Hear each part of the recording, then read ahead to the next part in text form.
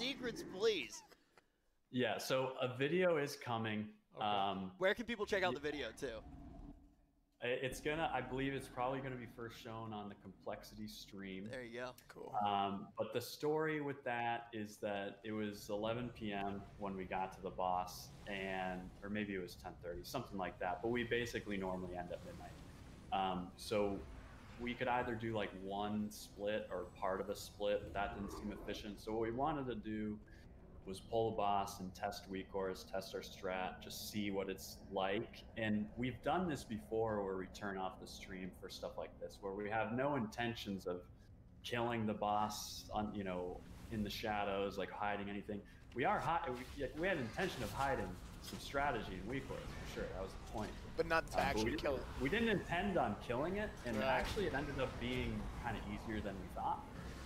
And also the strat we kind of were planning or had in mind, the kill order, all the things we were going to do, it just kind of worked perfectly right away. So we thought, oh, well, we might just kill it right here, and we did. So what ended up happening too was we only had one person recording, and it was shadow play, so he wasn't even really intentionally recording. Yeah. So we've had video editors trying to like save that video all day because it had like DMCA music over it. Oh no! So I think it's good now. And it's gonna be out, so you can see that we didn't exploit or anything. But that was it literally was exactly what Max said, where we maybe it wasn't an accident, like we didn't pull it and randomly kill it, but we didn't go into turning our streams off and saying like, hey, we're gonna kill this and hide it. It just kind of happened that way. And then, like I said, the only evidence of that was this hard to edit video. I just imagine a situation where it's like, you kill the boss and it's like, crap, we weren't recording this. It's like one guy's randomly like, oh well, I was running shadow play. So you go and you look at it, and then like you give it to Max, you give it to whoever, and you're watching it, and they're just like watching like YouTube videos or Netflix during raid.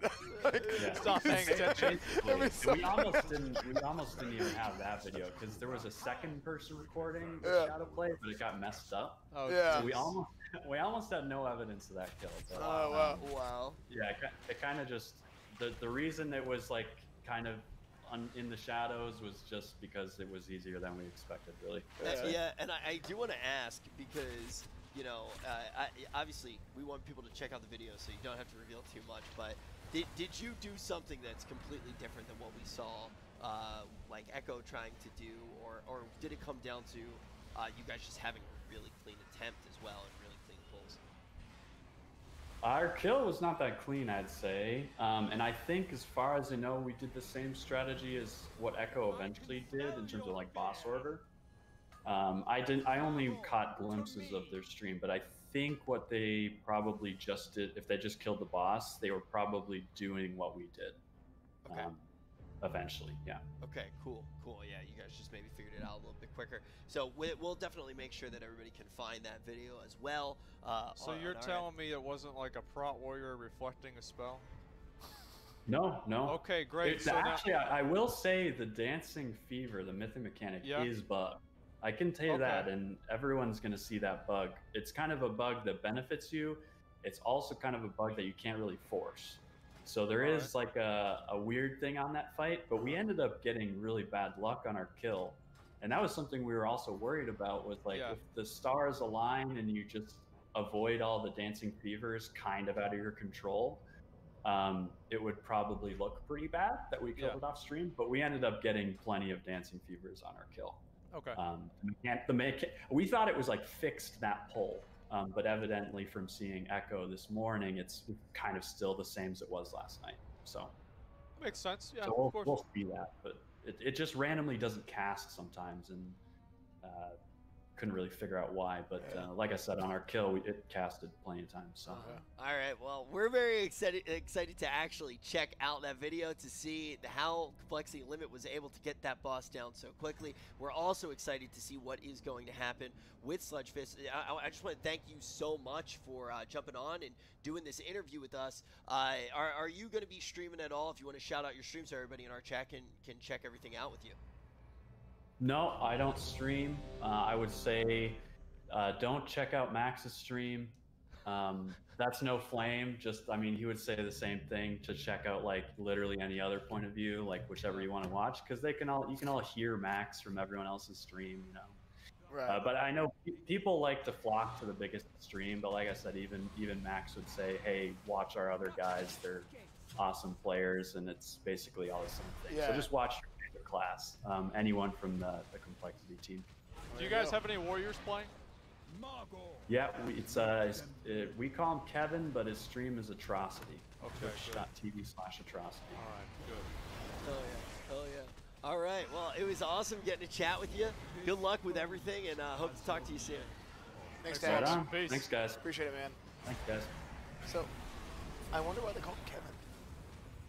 Yeah, I don't know. It's probably one of his old gamer tags. Oh, okay. Yeah. Like really old. Maybe even like a 20-year-old gamer tag that he's just kind of stuck with. Sometimes that happens. Yeah, it's kind of weird, I guess. Had it for a long Probably time. doesn't get kind of like a Zakrar or something like that. Yeah. I've had my gamer tag actually for a really long time, but not as long of a time as this these it? guys were working on this pool. I'm pretty sure that we're actually going to be watching the kill attempt right now. This is going to be a VOD from the kill attempt. It's the first time that we got to see it. It happened during that interview with Tags. Let's see how Roger Brown and Echo were able to get down this boss. They've gone to 22%. They're kiting the stone guard around the outside of the room. And if you look at all the waiters, look at the waiters. They're just looking, dude, they're waiting for something to happen. Take a look at them over on the left side of the hanging out, room. dude. They're just chilling, looking at the ox. Wait, that's a mushroom? Wait, they're next to a mushroom. What's going on with that mushroom over there? Why do they like mushrooms so much? What the hell is going on? This is a different kind of dance than I thought it was going to be. This is more like a rave. Yeah, I'll explain it to you after. Oh my God! You've got both the different stone guards running around the room. The Nicholas is down to 8%, 7% health. Everybody's alive. They're just chilling, Just 6% health. They're popping off. It looks like this is going to be an easy kill. Look at that kiting, too, from that Demon Hunter. He's doing such a good job running them around the room. And then the boss. And there it is. There it is. Shrooms There are it really just going to open up your perspective on this fight. There it is. And on top of that, yeah, it really ultimately was Shrooms to not only cause an ego death, but the death of this boss.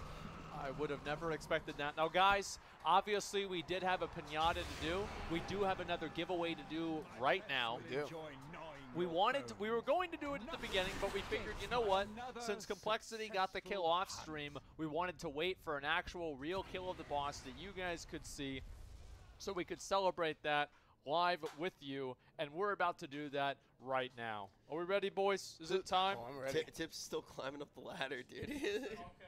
I'll go ahead and stall for a little bit longer. That was the first time ever that Tips didn't want us to clear comms. Like, keep talking. So they moving over to Sludge Fist now, or what's going on? I mean, I feel like They're in the room. I mean, they're in the room for the boss. I'm kind of curious to see where this is going to go. I want to see what kind of fight this is going to be. I bet they're probably all just like, hey, you know what, let's just see what May as happens. well take a peek. So one of Yeah. the things that did happen, even what Tags was talking about, even though they weren't necessarily talking about Sludge Fist as much, the Tags and all the guys I'm sure would back me up saying they did do it on Sludge Fist. One of the first things that you're going to do is get your weak orders ready. So you're not necessarily trying to take down the boss. You're You just are trying to straight get up, the timers. get the health pool, get this, get Yeah. that, get it all in the bank. And this is what they're actually going to do. They're going to probably do a few pulls here, and then they're going to take a break. Yeah, and really get a chance to like analyze it, take it in, See what's maybe going on, look at the everything logs, like look at that. the replays, stuff like that. Yeah. Any I think breakers so. in the chat? Because we got 3 breakers right here, but we're not taking a break. We're breaking a pinata. True, we are. And then we might take a break.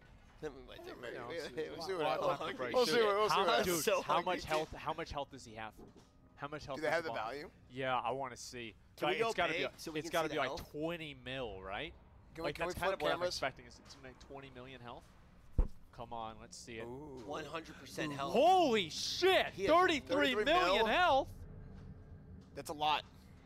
That's a whole hell of a lot of health. What? Dude, I love the model for Sludge Fist. It's actually 33.3 with a Repetit.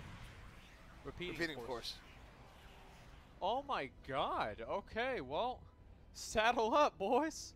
I got a feeling we're gonna be here for a while. Doesn't this look cool? Doesn't the model for Sludgefist look Yeah, awesome? he does. He looks bad. I actually think it's cool that they reuse the room that you fight the first boss in. Ah, it's so badass. I like it. Yeah, Yeah. you return to the room, and the Okay. pillars, which are such a big part of that fight as well, are going to be paramount in this Yes, fight. they are. This is going to be Alright. the first pool that we're watching. It's going to be 20 seconds from now. Keep in mind that these pillars, they're basically the clock of this fight. Yes. If you see no pillars, they only have at most 59 seconds left. The boss is going to be a zoomy boy. There's going to be moments where you're going to make him actually, when he's charging at you, crash into the pillars, and then you're going to try to do as much damage as possible. If he crashes into one of the walls, you lost. These chains that are up on everybody Every right player now, gets one. That's the mythic mechanic, I believe. It's every single player gets a chain, and you have to be linked up with your guy. You have to be within 10 yards of each other. Even ranged and melee. Ranged and melee can be together, yes. And then Oh, there's and you have to separate for this. you separate, but you can't separate. But you have to separate, but you can't separate. Right, so you can't Yeah. separate too much. sounds like my parents. This is insane. And the boss is already down 90% health, though. They're getting some really good damage. Wow, That's yeah. a soak that they need to do So that as was the well. chain It link. grips you right Or inside. the chain slam, I believe. And they have to move out as well with that, and then make sure they offset this. They're doing a very good job. So the knockback is not super dangerous on its own. The problem with the knockback on this fight is that there's so many mechanics about having to.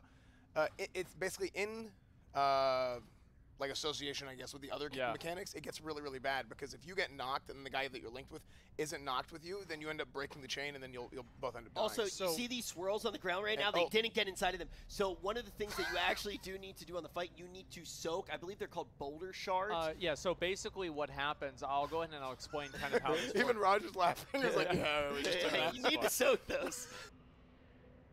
So the way the boss works is that the boss is going to start with 0 energy, and whenever the boss gets up to 100 energy, he does a headbutt attack. Now, the goal with the headbutt attack is for the tanks to, because it's a targeting ability on a tank, and then the headbutt attack goes directly into one of the pillars. It breaks the pillar, and then as it breaks the pillar, it stuns Sludge Fist for 10 or 15 seconds, I think around it's there. about 12 seconds. And it makes the boss take double damage. So that's whenever you hit it with the cooldowns. That's whatever you save your damage for, and that's where you really take down his health as much as possible. Yeah. And you can do that 4 times, and then after the 5th time, if he hits the wall, it's a wipe.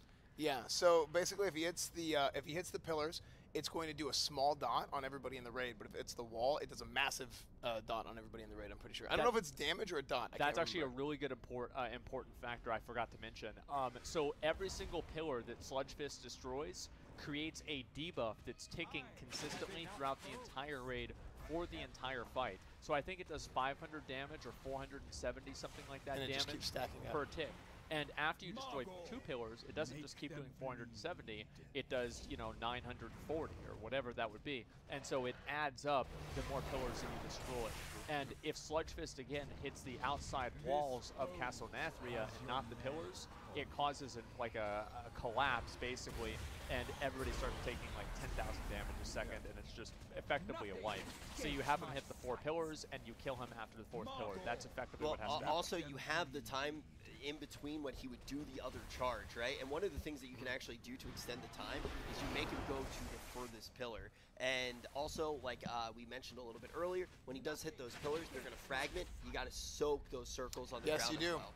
And I do want to ask a question, though, Go ahead. about the headbutt, Asmin. So I know that like sometimes using your head as a weapon or slamming your head against stuff, does that actually hurt the boss when he slams his head? No?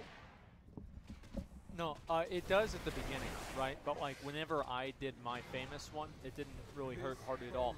It's a matter of building up a resistance, a forehead resistance, and after you build up your forehead resistance enough, you're able to just headbutt whatever you want, and it won't even affect anything. Go I headbutt the thought, pinata. I thought they got the resistance out of the game. Not physical resistance. Oh, okay. Back to the basics. Asmin's going to smash that pinata inside. We have a very big giveaway. Keep in mind, every single giveaway has gotten bigger with each pinata. And now, Looks great. we're going to put the Mask of Destiny on Asmin. Right over his luscious hair.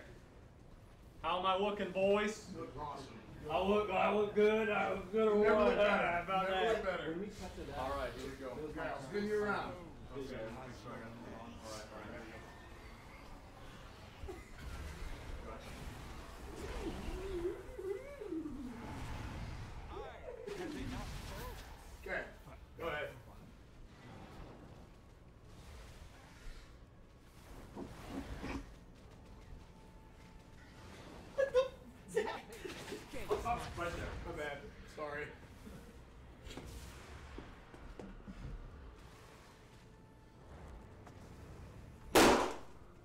I get it? Ooh, that's Not pretty enough. good damage. Not enough. Pretty good damage, though.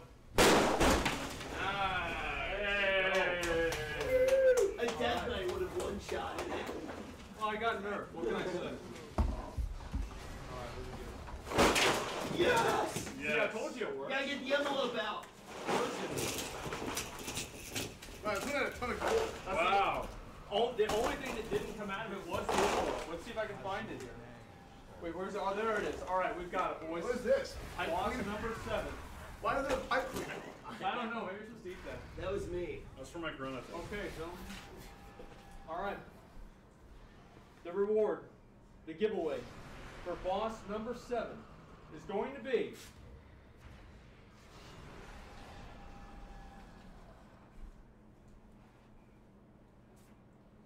holy shit, Thrall statue. Wait, whoa! Yeah, the Thrall statue. We're giving away. Who is paying for this? What is going on? We've got the Thrall statue right here. Boys, I want Boss one. 7 in chat. Boss 7 in chat for your chance to win a Thrall statue. There we go. I didn't know. What the hell? We're going to go broke. Go, bro.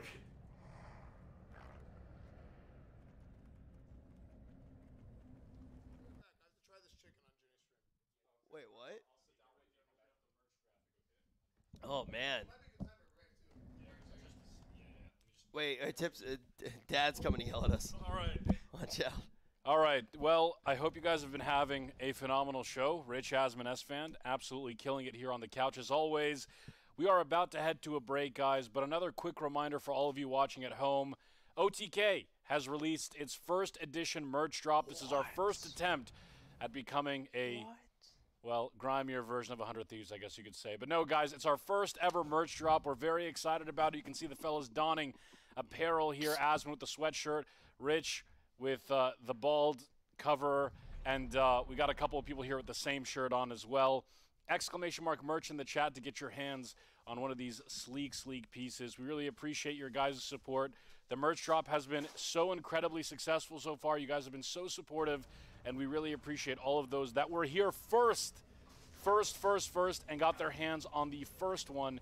It is a limited time offer, so thank you guys so much. We appreciate it, and we'll head to break soon, Rich. Yeah, seriously, guys, if you do like the merch, go check it out now. We're not going to be selling it very much longer, and we're not going to reprint these ones because we saw how valuable those first edition Pokemon cards are, and we're trying to replicate that here. Speaking of Pokemon cards, I got to open some more packs, so we're going to take a quick break. I'm going to do that off stream because, honestly, it's the most boring phase of Twitch history.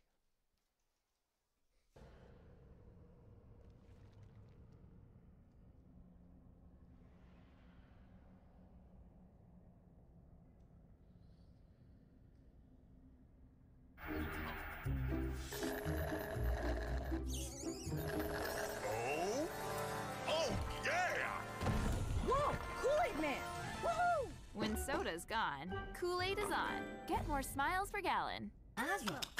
Real play is the way, or so the science says. Osmo grows academics and improves analysis. We turn your tablet into a learning life hack, mixing digital curriculum with play that's throwback. I'm Clive, I'm 5. I play Osmo for the thrills, plus it helped me ace pre-K and grow fine motor skills. What's up? My name is Kaylee. I play Osmo for the smarts. Got a bit more swagger now in coding, math, and art. Osmo adds real play to make the lessons start to stick. So come and join the party where the learning just clicks. Each sold separately, smart device not included. We made USAA insurance for this season. When being a fan on a budget gets tough, our agents do the legwork so saving on auto insurance is easy. USAA. What you're made of, we're made for. USAA. Fight as Link, Zelda, and other legendary heroes to protect the kingdom of Hyrule. Use their special abilities to battle hordes of enemies in fierce combat. Can you save Hyrule from the impending calamity? Hyrule Warriors Age of Calamity. Available now. Game rated T for teen.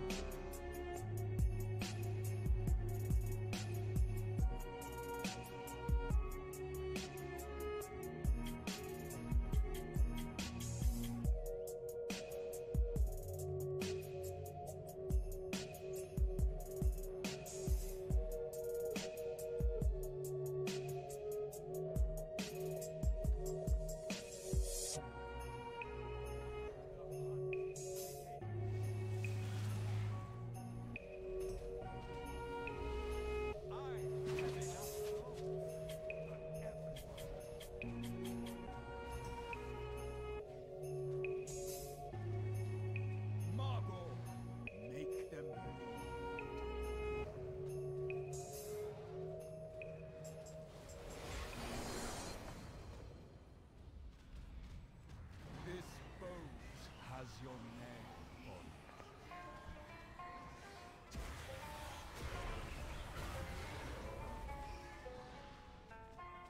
I have enough bones. Margot, make them bleed.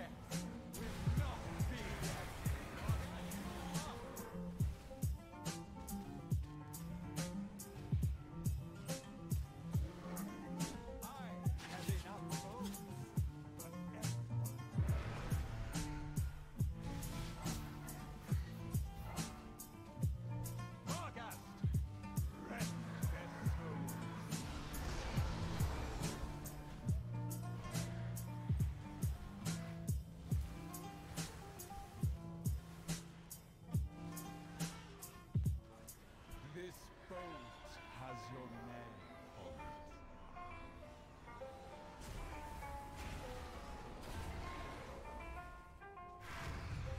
Nothing gets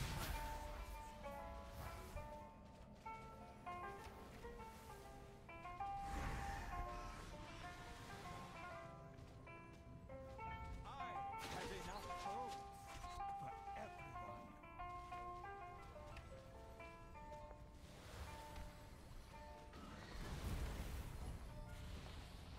Nothing escapes my sight.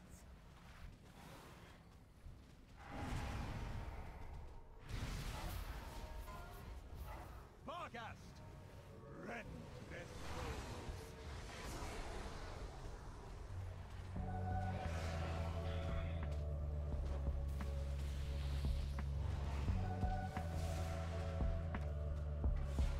This boat has your name.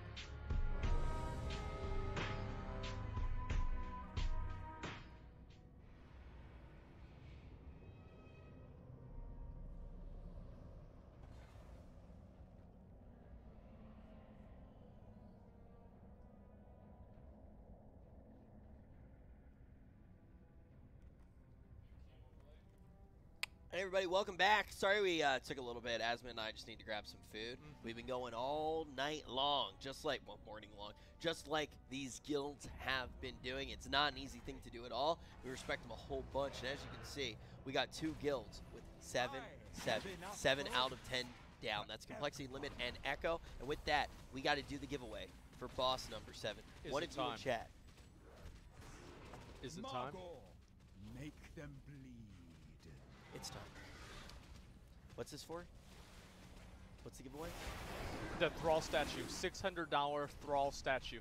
And if for some reason Blizzard doesn't ship to your area, let us know. We'll figure it out. We'll make it happen. Julep, lol. Julep, lol. Julep, lol. Congratulations, man. You just run the Thrall statue. Wow. You can put that on your desk right next to your box of tissues. There you go. All right, that's good. It's flu season. Of course, yeah. I mean, it definitely is. It's you know, you gotta stay safe and you know, be healthy as possible, and make sure you're clean. So congratulations on your Thrall statue, man. Now what we're seeing now is there's a lot of guilds that are working on Sludge Fist. I mean, we are already on the 8th boss, the first expected wall for the raid. And we're seeing 2 guilds that are already taking it on, and Pieces is not close behind, just working on Blood Council. And because they've already seen the strategies that Echo and Limit have already used on Blood Council, I think they're going to get through this next boss pretty fast as well, and they'll catch up. Now, obviously, Sludge Fist, the first thing that I thought of whenever I saw this was, holy shit, 33 million health. 0.3. 33.3, repeating of course. It's a lot of health, and we only got 20 seconds to see how they're going to do. We watched one of Echo's pulls before this one, and it was their first attempt, and they were just feeling stuff out. The thing that actually did take them down was when we saw Sludge Fist slam on into the pillar, the shards from the boulders of the pillar, create some circles on the room, and nobody soaked them. We're going to have to see if they can soak them. This time, we don't expect that mechanic to be too big of an issue. Just keep in mind, in Mythic as well, as you see all of these chains going out, you need to balance staying extremely close to everybody in your group while also spreading out for some of these mechanics. It makes the movement a lot more difficult. You can even see people running in tandem right now across the field of play as these other mechanics are going out. So everybody all chained up because it's Mythic, and this is going to be a huge damage rate. So even on those tricky movement sections, when you need to be soaking, when you need to be spreading, when you need to be moving in any capacity, you need to try to maximize the DPS, because you got about 5 minutes on this fight. If you don't take the boss down in that time, you are going to face the wrath of his enrage. They're doing a great job right now with positioning. So obviously you see that seismic slam that happens. That means that not only do they have to spread out, but they can't spread out too much, or they'll end up hitting and breaking their chains and killing themselves. And then as soon as he hits that first pillar, you see him taking a ton of extra damage, people unloading their cooldowns. He's already at 80% health. I honestly feel like they might be on track to be able to kill this pretty early based off of the kill timings for, you know, whenever I did on normal and heroic. This was about the same percentage that you would get him to whenever you got through the first pillar. So I actually think this might be a closer kill than we could have imagined. They didn't use anything like Lust They didn't use it. They're probably going to save that on the last pillar, and the reason for that is so they can have as much damage as possible and capitalize on their excuse. They've got a warrior in the raid, very smart decision by them. And oh wait, they actually there's just used wait, it. there it is. And I want to keep in mind the way that he's actually positioned. One of the additional things that it's going to do when you actually position the boss in this way, it does make him take even longer to actually make his way over there. That's important. Those extra seconds when you're dealing with a fight like this with limited gear, with limited resources, it's going to buy you extra seconds on that timer, because it is actually the slam itself that is going to cause the enrage, and also is going to take time off the clock by him hitting the pillars. So now we're going to see the movement actually come in. He is going to have that destructive impact. This is a big DPS window, and it's going to be the one where they also do. Yeah, like basically, he's just such a one-shotty boss, it's man. crazy. Like one person does one thing wrong. On normal, if you do something wrong, you die, and the other guy with you sometimes dies too. On Mythic, if you do something wrong, everybody dies. Wow! And like, if you look at the way this works, I want to go ahead and explain some of the mechanics that are in play here. Number one, there's a chain. Now, at the very beginning, you guys see the little chain, I guess like animation that's around every single player. every single player in the raid needs to get chained to somebody else. And what that means is that if a melee player gets linked to a ranged player, that ranged is going into melee, and vice versa. Usually probably ranged going into melee, though. One of the ways, like, you really do, so this is actually the thing that was interesting about that mechanic. Yeah. So what you ideally want to do is you want to have a perfect split, right? Then you don't get into as many of those weird situations. Where it got bad was a few of the healers that actually want to be melee, and primarily you think about Holy Paladins. Holy Paladins were being counted as range, which makes you really not want to bring a Holy Paladin as much because, trust me, you're not going to have your range player go like, oh yeah, let me get into melee, boss. On my way, I got you. I want to make sure that your healing uptime's good. So that puts the Holy Paladin in a place where the Holy Paladin's now moving back to range and now being a less effective healer than if you brought something like a Priest. I'm not sure if they actually did change that. Or not, because it is kind of weird to be counting the Holy Paladin. That's not usually what would happen for mechanics like this. That might be something that gets tweaked. This is a boss that's faced a lot of changes already, and it hasn't even been out very long. One of the other big changes was just based upon visibility. Oh yeah, I mean, and I think that's one of the unintended difficulty mechanics of the fight is the fact that the reverberations or the small little cave-ins around the room, they originally, whenever the boss came out, did look visually better and visually cleaner, but they were also just not easy to see. You wouldn't really know whenever you were inside of one, and the way that you would basically tell is by just looking at your debuffs and just inching out of it at some point, probably about halfway through the fight. It was very hard to really tell what's going on. So on the Mythic version of Sludge Fist, we've got mainly two mechanics that you have to deal with mostly in terms of like the difficult things. You have the thing where he grips you in, and then also on top of that, you have the seismic circles that spawn around you, and then you need to spread out with those seismic circles to where you're not overlapping with another player, but at the same time, you need to not get too far away from your chained partner to where the chain breaks, because if the chain breaks, it is an instant death for both of you. So this is a very, very tight fight, and if you make any mistake, basically at all, oh, and I think this goes without saying, but if you stand in front of his charge, it also is going to be a one-shot too. This boss is full of one-shots, and you have to do everything right, all at the same time, through the entire duration of the fight. And I think that if they lose somebody above 20% of this guy's health, this is going to be a really, really hard DPS check to have happen. So there's a seismic shift right there. And also on top of that, one other element of difficulty for that is the melee have to move out at the same time. So not only do range have to spread out, but they also have to accommodate melee. Chain Slam comes in, it pulls everybody in, it puts the debuff on the ground underneath him, I believe, and then people go spread back out into ranged and repeat the process. And again, if you see his energy bar right below him, it's at 90 energy right now, that is basically the timer for his charge slam. He can do 4 of those, and then the 5th one wipes the raid, guaranteed. So there's the Hateful Gaze right there. People are preparing. He charges over there, and they have to soak those little swirlies that you're seeing to the left there. And then after they soak them once, you're supposed to soak them again, because if you don't, they just instantly wipe the raid. This is a very, very rippy fight. If you make one mistake on this, especially with those soaks, think about how many people have to have that responsibility and all make those decisions in a split second while they have the chains. That is insane. And one of the big things with this fight was everybody was talking about the DPS check. And right now, the DPS check, based off of what we're seeing, I actually don't think looks like that much of a problem. One of the first things that you noted was before it hit the first pillar, or around so 80% or so. Yeah, which does seem to be on pace. Reasonable. It just comes down to the chains. I think is a huge factor. One of the reasons that complexity limit, just based off of some of it not even working the correct way, complexity limit was like, all right, let's just get more gear. Now's the right time to do it. This boss might end up being the wall. Not because of the damage check, but because of the mechanics themselves, which is a little bit of a surprise. Absolutely, and like what I think they're using heroism on this after the first smash, is because usually people will pop their cooldowns at the beginning of this fight, because you're realistically only going to have your cooldowns up for 2 of the pillars. So the idea is you pop your cooldowns at the beginning of the fight, at the 2nd pillar, and at the 4th pillar. And I think what Echo is thinking about doing here is, the odds are by the 4th pillar there's going to be somebody dead, so to maximize damage on the boss, it's just better for it to happen on the 2nd pillar. Now, I do think this could be a problem, however, whenever they get down to that lower percentage of health, because I think it's somewhere around 30% of Sludge Fist's health, he actually starts doing more damage overall, more damage to the tanks, and I think also more damage to the raid. So they might actually end up, by the time they kill this boss, saving heroism for that last percentage just to be able to keep up with his enrage. But I think we're just going to have to wait and see. Yeah, I really am curious to see more pulls on this boss and see how far they can get. I expected to see a lot of pulls even early on, just getting to Sludge Fist running into a wall, which I don't think that we're going to see. Yeah. I think it's going to come down to just overlaps being really gnarly to deal with. As we start off this pull, yet again, the chain's already going to be going out.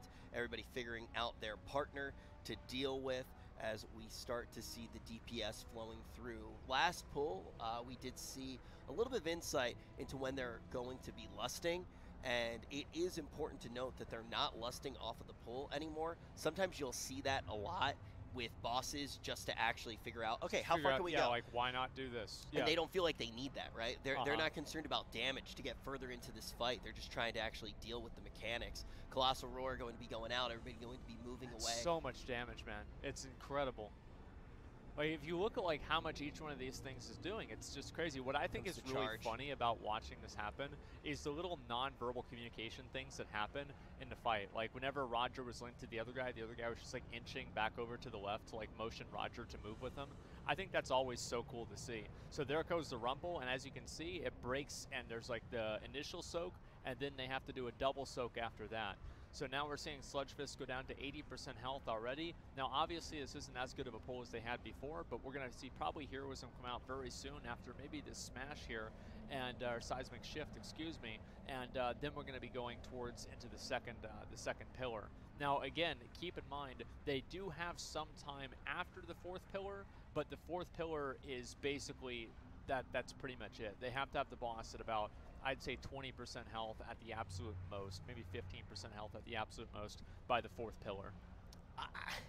Do you think they're going to spend much more time on this boss? To my knowledge, they haven't done their splits or their Mythic Plus, like any Mythic Plus yet. I wonder how much more time they're going to spend on this boss, because to my knowledge right now, and Tips, correct me if I'm wrong, Complexity still isn't doing Sludge Fist attempts, correct? They're still not. So yeah. I wonder how much longer we're actually going to see Echo kind of slam into the wall the same way that Sludge Fist is. It's kind of hard to say. I mean, I wouldn't be surprised if they spent a little bit more time doing it, because especially they've got, yeah, there he is. Over there. Hey, join the other team. Can you believe that? Hey, what up, dude? So yeah, I mean, obviously that's probably what it's going to be, right? Is that they want to get some early pulls and then start doing well, and that way they can just sleep on it. You know, you get some pulls, you think about it while you're asleep, you dream about the right solution, you wake up and you kill the boss. It's easy, okay? That's basically how it works. It's like the episode of Dexter's Laboratory. It's very simple. Oh, I thought you were talking about the other Dexter. I was like, Jesus. Whoa, dude. No, no, no. Yeah, no, in all seriousness, oh, man, the dreams, the raiding dreams. You yeah. fall asleep at the end of the night, you know you're getting back in the next day, and you learn how to do it while you're asleep. Exactly. I used to take my textbooks in class, and instead of listening to this stupid idiot teacher, I would go to sleep on the textbook and let osmosis happen. Oh, yeah, so like you synergize with the pages in the book. Wouldn't a cardboard for the textbook get in the way? That's why you have to be right on the pages. Okay, that's good. Yeah, just make sure that you sleep right next to the periodic table, and that way you'll just know everything that you need to know. That's why I'm an alchemist. Absolutely. I also watched the Full Metal documentary. Yeah. Which is how I learned a lot of there's a thing called the law of equivalent exchange. And you know, sometimes if you never stop always going big dick, you have to give up something of equal value, like your hair. But these guys are going to be fighting this boss, and they've only done a hair of damage. Let's see how long they can continue to hold on. This is one of the first times in a while that we've actually got to check in with Exorcist. I'm really glad to watch these guys, and also I enjoy watching this fight. I'm going to be honest. I just think watching people do this fight successfully is very, it's very satisfying to see everybody do all of the mechanics in the right way, all at the right time. It's just very, very satisfying to see. So you see there's the spirit that goes out, the DK AMS's it. Obviously you have the other spirits coming back over, people that were taking the seeds out, took the teleporter back over to the side with the boss, and then you see the boss bring out the traps. People are going to start clearing the traps right here. As you can see, there's some DK, I believe, with the AMS, or sorry, I believe Icebound Fortitude just broke all 3 of those, and now they're just pretty much damaging down the boss, waiting for the next set of mechanics to go out. So this time around, we're going to have the seeds as well, and then probably we might have the middle effect too. And it seems like that's going to be happening soon as well. You have obviously the seeds exploding, the spirits going out. DK might actually be in a bad spot here because, oh, he just took the gateway. Because remember, he used his AMS for the last one, so it wasn't up in time for that. The portals go down, then obviously portals respawn. Portals are up pretty much the entire time of the fight. They just give you different opportunities to redo them, and it feels like they just drop those right next to each other. This is, I don't know what's going on here. We'll have to see what happens. I will be honest, so far with what we've seen, these men can really handle their seeds, and also they've had some really good usages of portals there as well. You could really see that, like you said. Didn't have any of those mitigation mechanics, so relying on those portals to teleport all around the room to avoid that damage coming out. As they get the boss near that 45% threshold, at this part of the fight, we're expecting some suction. Oh, I see why they didn't do it, because they weren't even going to have a seed happen. So it wouldn't have mattered anyway. And then you see, obviously, there's the axe right there. And again, the inner circle inside of the axe mechanic is going to show you basically the visual timer of the mechanic. At the very last second, that's whenever it really starts to suck really hard. And you have the spirits that go out right afterwards. You have the seeds exploding on the other side of the room. Another very clean execution of the seeds. The spirits are running back, but they despawn before they actually reach the players that are on the edge of the room. You have those easy mirrors that are able to avoid. You're probably going to have some traps going down, spirits again. And then after they probably go through these teleporters are going to respawn. And I feel like this Exorcist at this point on this boss is probably at the rinse and repeat stage. They know what they need to do, and all they need to do is just do it. Yeah, they're at the they're literally at the Shia LaBeouf moment right now. Yeah, exactly. Yeah, it's like they know what to do. It's just a matter of execution at this point, for sure, as we do start to see some of those deaths come on through. And this is not going to be the kill attempt, but we know that they are very close to being able to get this one down. Yeah, I mean, they're doing a really good job on it. I think that they have everything down. That was literally just one mistake. That was somebody that had the seed, and they just didn't get the seed over to the other side of the room. That's all there is to it. Other than that, they're doing fine. I don't even think necessarily in a bad way, but this raid, it's you mess up and you're done. And I don't feel like it is in a bad way like it had been in the past. Like like the soak meta when all the Sargeras. That one was rough. Now, are there some soaks here? Yeah, we just saw some people wipe to the soaks actually over on Sludge Fist. But not everything feels like the one-shot mechanic is the same type of responsibility, if that makes sense. So I actually do find a lot of these fights interesting. What I find interesting about Artificer is you actually get to choose who gets to mess it up, right? I mean, so if you have somebody mess up the mechanic, you just have somebody else do it instead of that person next time. And I think that's one of the things that does make some of those easier bosses, or some of those earlier bosses, easier. And you compare to Sludge Fist, for example, if you're having, 4, I believe, of those rumbles or rubbles that fall on the ground, and then each one splits into 2, so you're going to have, 8 people total soaking into that. That's a lot of people plus that you chains. have responsible. Yeah, plus the chains happening at the same time. There's a lot going on. Like these fights are not a joke, especially in terms of like individual player management. And we see obviously Aversion's a little bit farther behind here. They're still working on they got a fireplace. Yeah, look at that. That's real cool. This is one of the first times that we've gotten to watch Aversion while their casters are in the house. So if you want to show Aversion some love, of course, you can head on over to their stream. I've gotten the pleasure of meeting some of the folks that do make up Aversion, and they're a great group. And now let's actually take a look at one of their pulls as well. I think they're doing a pretty decent job here. I mean, they just got Kale through the first transition. They've got a really, really great job of control over the Phoenixes. The Phoenixes are in a great spot. You've got obviously the Vanquisher, which they seemingly pretty much ignored for the entire fight. The healing, though, is getting a little bit low. We saw a rally go out by the Warrior, which was actually very, very close. Somebody almost died if that wasn't the case. And then basically the tank is taking a lot of damage here. We've got 2 Vanquishers on the tank. Vanquishers did have their damage nerfed, but again, the healers are going to be, a little bit distracted by having to heal Kael'thas, because that's actually what makes the transition happen. So again, for those of you guys who don't quite remember exactly the way that this boss is supposed to work, Kael'thas at this point needs to get healed up to 90% health in order for him to actually go into the next phase, which is whenever it's going to be a 10% burn phase with some of the ads that are still remaining after the second transition. We see one player go down, a lot of people getting pretty low on health.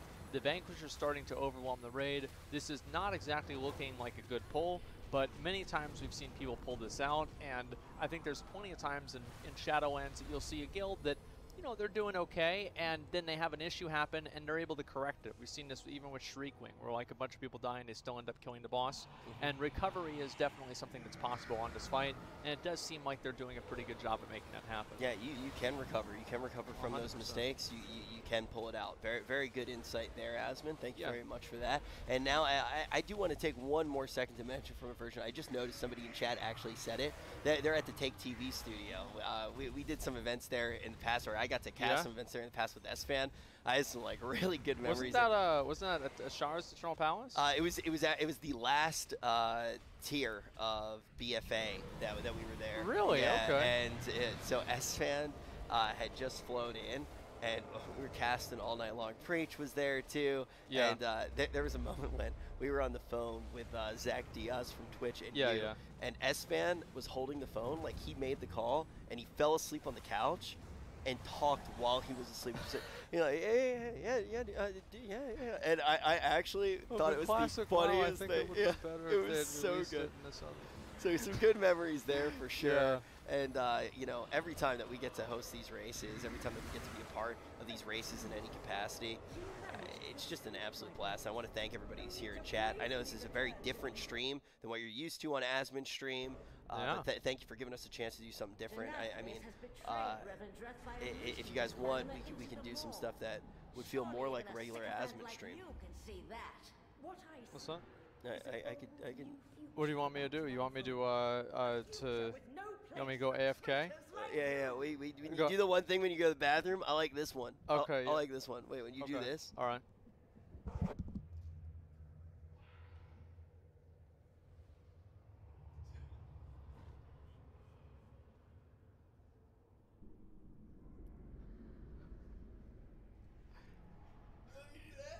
That I only do that on leaving because I let myself fall down, but the reason for that is because I don't want to yank my headphone cable off of the mixer and break it. So like, because I have my headphone cables, it's like wrapped around me like a snake, and then I try to get out of my chair and I start tripping and I realize I'm gonna pull it off and I just throw myself on the ground. I'm like, I'd rather hurt myself than hurt my headphones. This is the part when they say the thing though. Say it. But no, they say the thing now. Oh, they go, "Did you wash your hands? You wash your hands?" Yeah. Why would I wash my hands, dude? Yeah. I got a clean dick. Yeah, why'd I do that, man? Come on, dude. And then McConnell, McConnell does stuff Oh too. yeah, of course he does. Yeah, he likes to basically like McConnell, while I'm AFK, tries to at least find somebody in chat to get in an argument with them. Yeah, it's pretty much the way that it works. Don't call me that, you stupid idiot. What do you mean I'm saying that? Oh, you don't like me on the stream? Well, guess what? Fuck you, man. Fuck you, Dave and Buster's 311. You think I got a problem with you? I don't even know who you are. You want to hear my favorite thing that McConnell's ever done? What? I like when the one time he went, "Want to hear me slap my belly?" Oh god, that was so dumb. Oh man, McConnell's an absolute god. Real comedy genius there. He actually is a comedic genius. Yeah, I see that. Speaking of a genius. Yeah, here we go. Actually, switch the camera. No, just kidding. Well, let's see how Joker and Pieces can do on this fight. Finally, Echo was able to get it down. Will Pieces be able to be the third guild in the world to take down this fight? Oh, it seems like they're doing pretty well. I mean, they've got everybody, almost everybody alive here.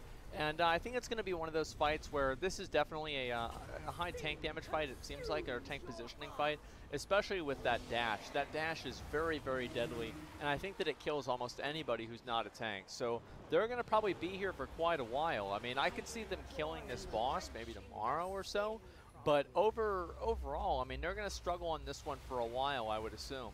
This is going to be one of the fights for a lot of guilds that does hold them up. I think now that we've started to, we're going to get the kill video from Complexity Limit in a little bit. Yep. Now there's VOD on Echo being able to get it down. It's going to speed up that process quite a bit. Like Yeah. it's not going to be, an absolute wall. It's going to be like, one of those walls with like a popcorn ceiling, like with asbestos. Oh yeah, I know about that. Yeah, actually. But I think that this is going to be a wall that will crumble down. Without too much problems. I think Sludge Fist is going to be the larger barrier that takes more time for people to get through. I do think that we could potentially see pieces get this down tonight, but most likely it's going to be a boss that they get down tomorrow. Oh yeah, 100%. So we're going back over here to Echo, seeing how they're doing on Sludge Fist. They've got the boss. It looks like they've knocked down 1 pillar, maybe 2 pillars. It's kind of hard to see from this angle here. And they've got him pretty close to about half energy, 3 people dead. Doing okay. I mean, definitely this boss is going to have a lot of growing pains to it. Looks like they've only got 1 pillar down. And the boss is at 76% with 3 people dead. He'd probably be about like 70, I don't know, maybe 74, 73 too, if they had everybody alive. So it does seem like they might actually be on track to meet this DPS check, and even if they're not, there's definitely going to be other little things that they can do throughout the week to increase their power and be able to do even more damage and make this fight a little bit easier for themselves. So you see Sludge Fist running over there, and here are the impact that they need to soak there. You see Reeves using Die by the Sword, soaking that, then soaking another one. What a great warrior. Warriors really are great. So anyway, we have, yeah, they really are just amazing. And so there he is. He does the Colossal Roar, and he does the Roar, by the way, every single time right after the stun, and it kind of knocks people away from him, and then he just reapplies the chains as well. So as you can see here, this is effectively about halfway or so through the fight, and they've only got the boss here down to 67%.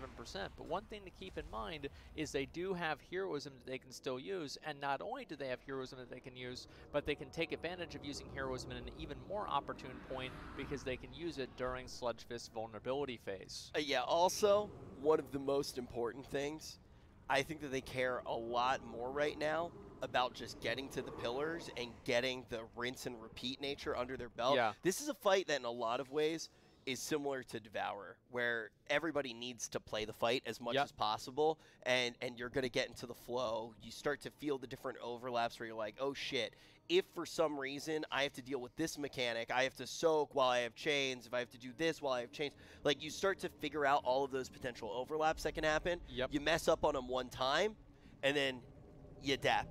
You get that script in your head, and all of a sudden then it becomes a reality that you can potentially get this fight down. I wouldn't be surprised if they did decide to pop Lust here. 3 pillars already down. You may as well just see how far you can get. Yeah. They might be checking numbers, though, in a different way as you see them moving out of the swirlies on the ground. Losing a lot of space here.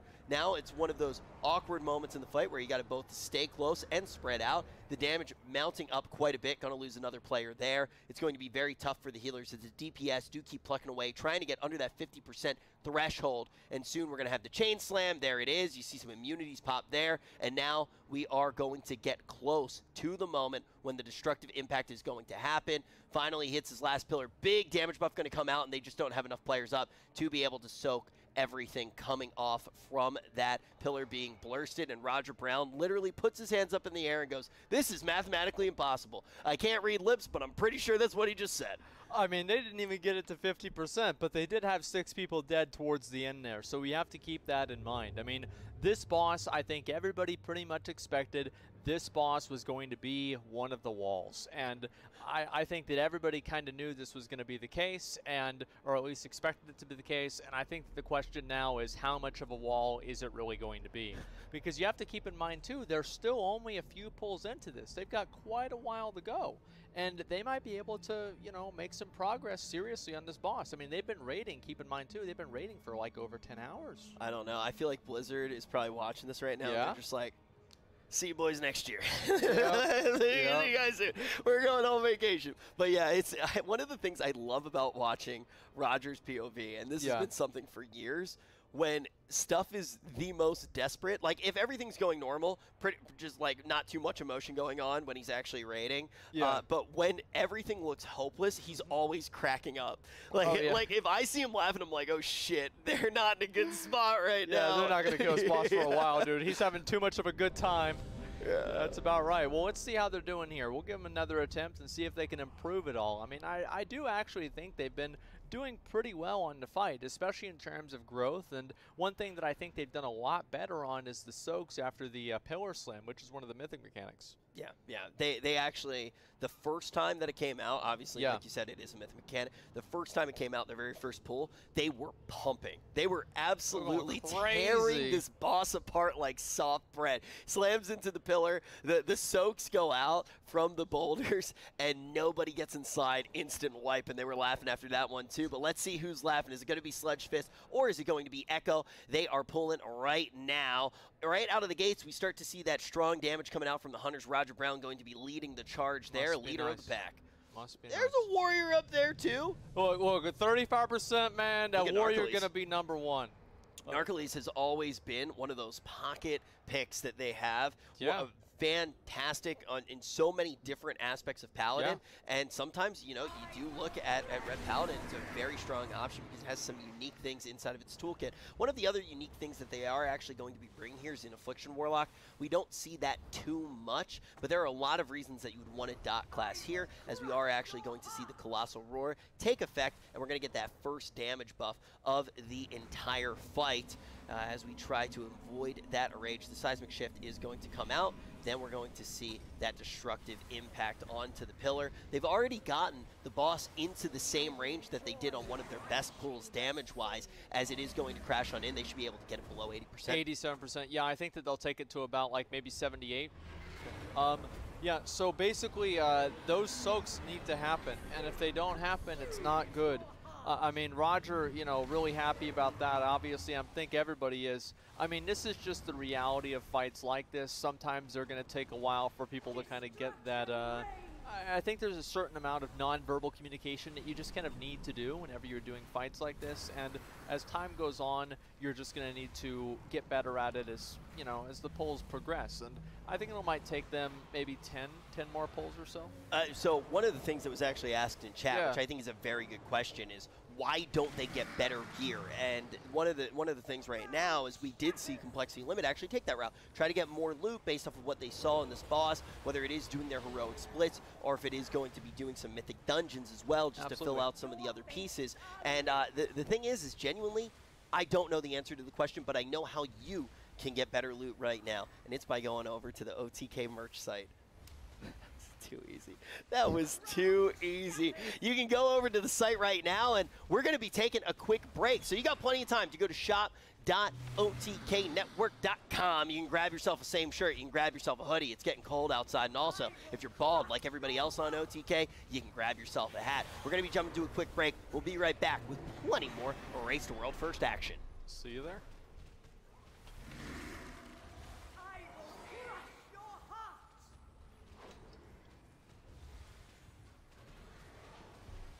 This is a DM for the selfie queens and unheard teens, the change makers and booty shakers, the ones turning the tables and ditching the labels, to the ones who make us laugh out loud and the ones who make us proud, to you, to me, to the future we want to see.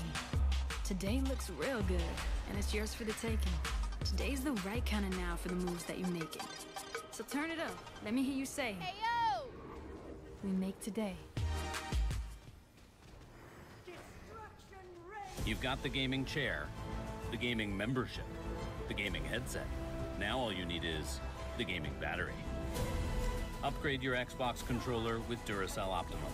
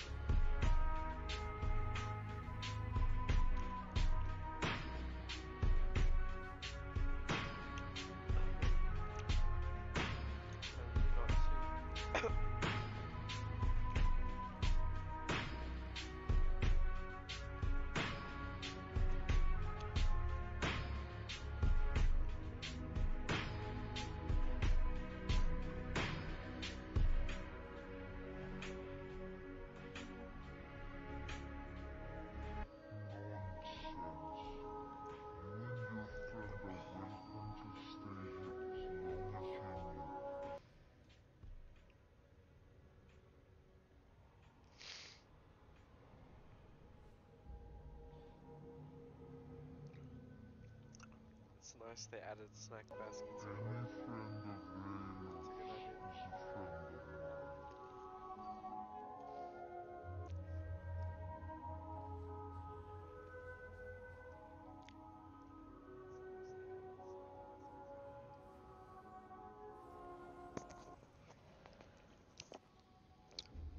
Probably mumbling a bit, yeah.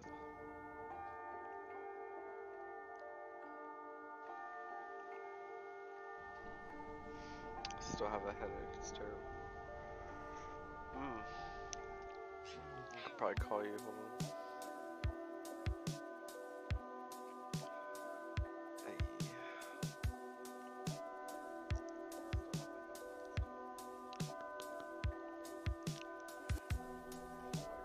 Just a second.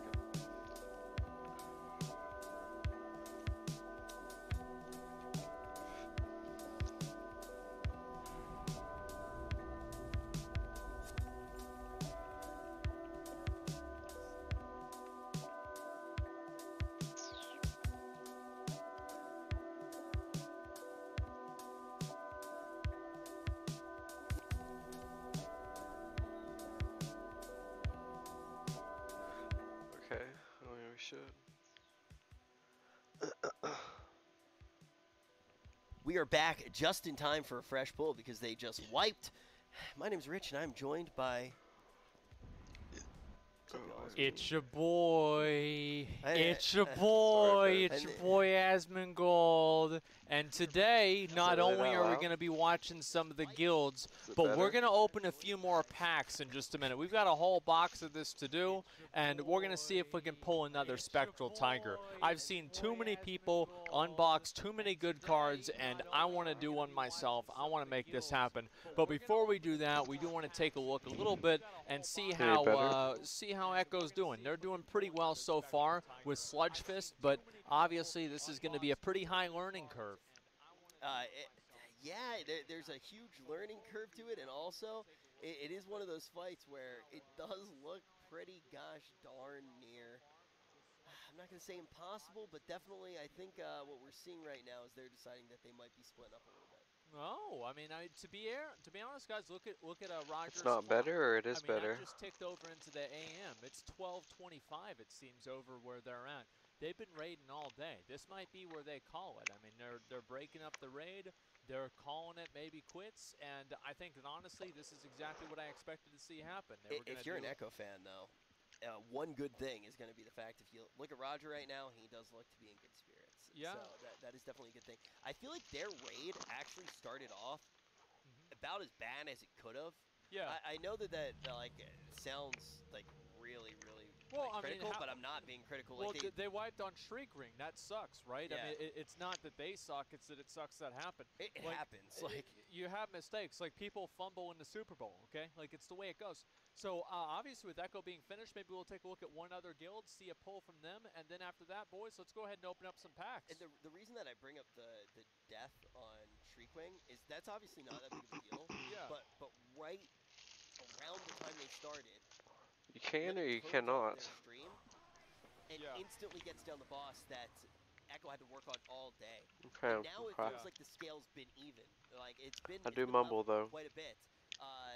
So I do think that really does show the resolve of Echo, and being an EU. And the thing was probably pretty loud. It is what it is. Exactly. I mean, that's the thing. And it's not like this isn't like a meme on EU or anything like that. This is why you're the fact manager. is that every single time, every single raid release, Or actually, that'd be my producer. Well, it's obvious. What happens is that they end up doing they have to start a day late, and so they are used to being behind on these early bosses. That's just the reality. And we see pieces here, obviously working on one of the later bosses. You got to keep in mind these guys are one of the only guilds, as far as we know, that's 6 out of 10. They're third in the world right now. These guys are doing incredible. So obviously we'll go ahead and we'll look and see what they've done.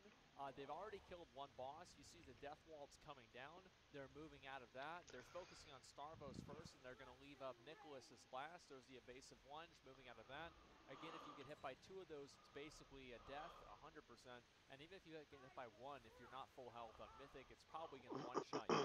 We're going going to see some of the ads coming in as well. Probably get interrupts on them, some CCs on them, and they're doing a pretty decent job. There's one player down, but other than that, this seems like a pretty solid pull from Pieces here. It definitely is a pretty solid pull, and this is one of the guilds that you would expect to take the most advantage of the fact that there are now 2 known kills of this fight. So they can pull from a lot of that information.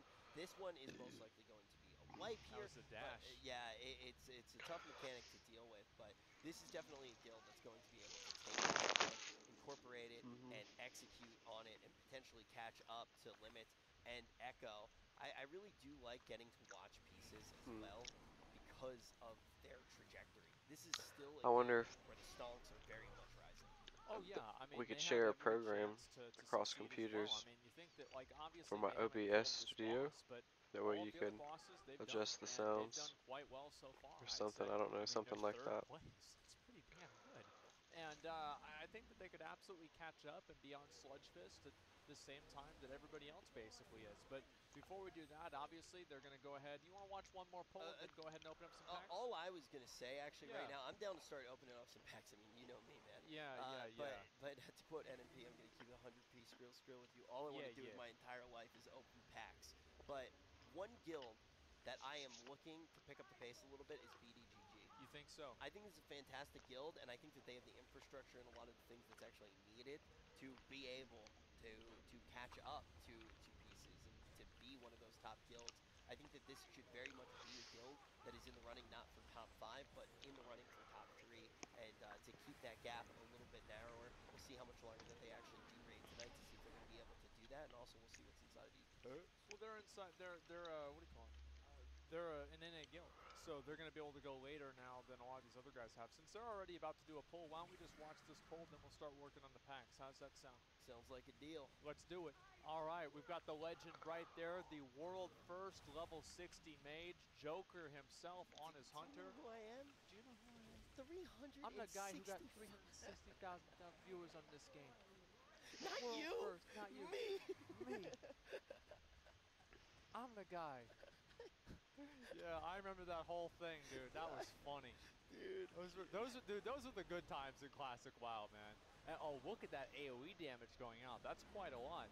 So obviously they've got them stacked up. They just broke down that shield really, really fast. They're just doing massive damage on the Baroness as much as possible, getting her out of the fight. And again, guys, if you're new, if you don't really know exactly how this works, basically there's this ability right here that chains you to another person, and then you're supposed to move with that other person, and if you don't, you have that red stuff spawn on you, and it just kills you, and sometimes... So here's actually a really good thing. As a streamer, you should be watching other streamers' content to try to become better, and it's clear that Joker watches Summit stream. I will say, though, I will say that with Joker, every time that I watch Joker stream, which is actually quite a decent amount, I'm just reminded of one of the reasons why we all love this game so much.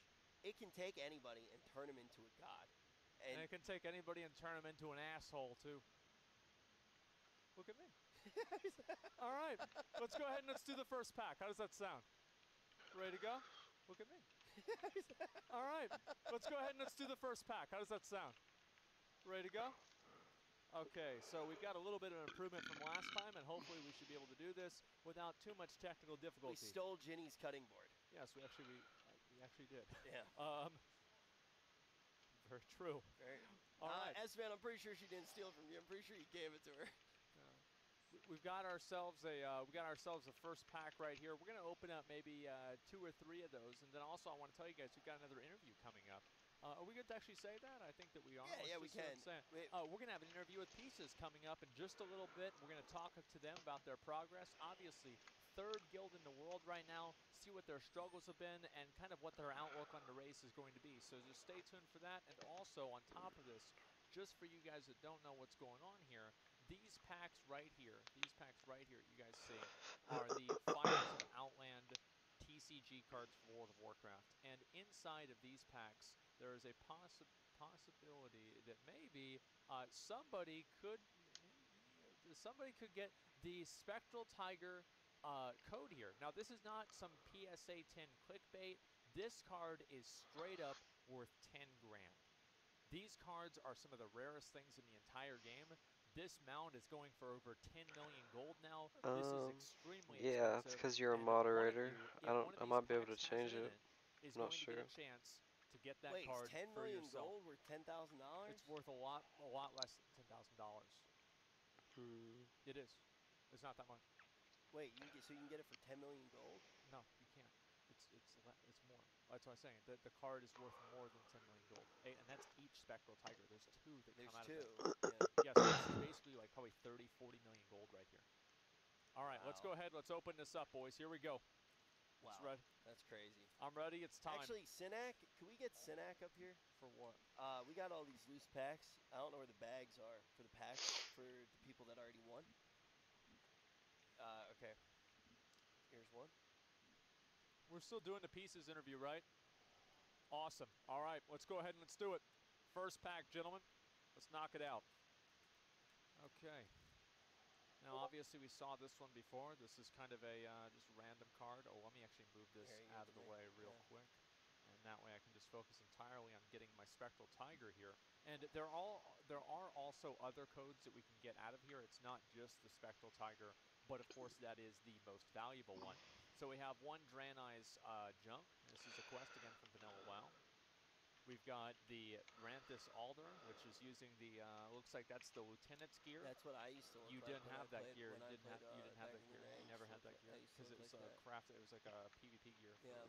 Yeah, you never had I it. used to have that. You didn't. Okay, let's see here. Maybe you had this one. This is a level 19 dagger, or sword, excuse me. Maybe might have made it to that point in the game. Anyway, so we've got, obviously, Anesthetic Poison. And right after that, we're going to have the Spectral Tiger here. Here we go, Spectral Tiger. And right after this one, we're going to have, guess what, the Spectral Tiger.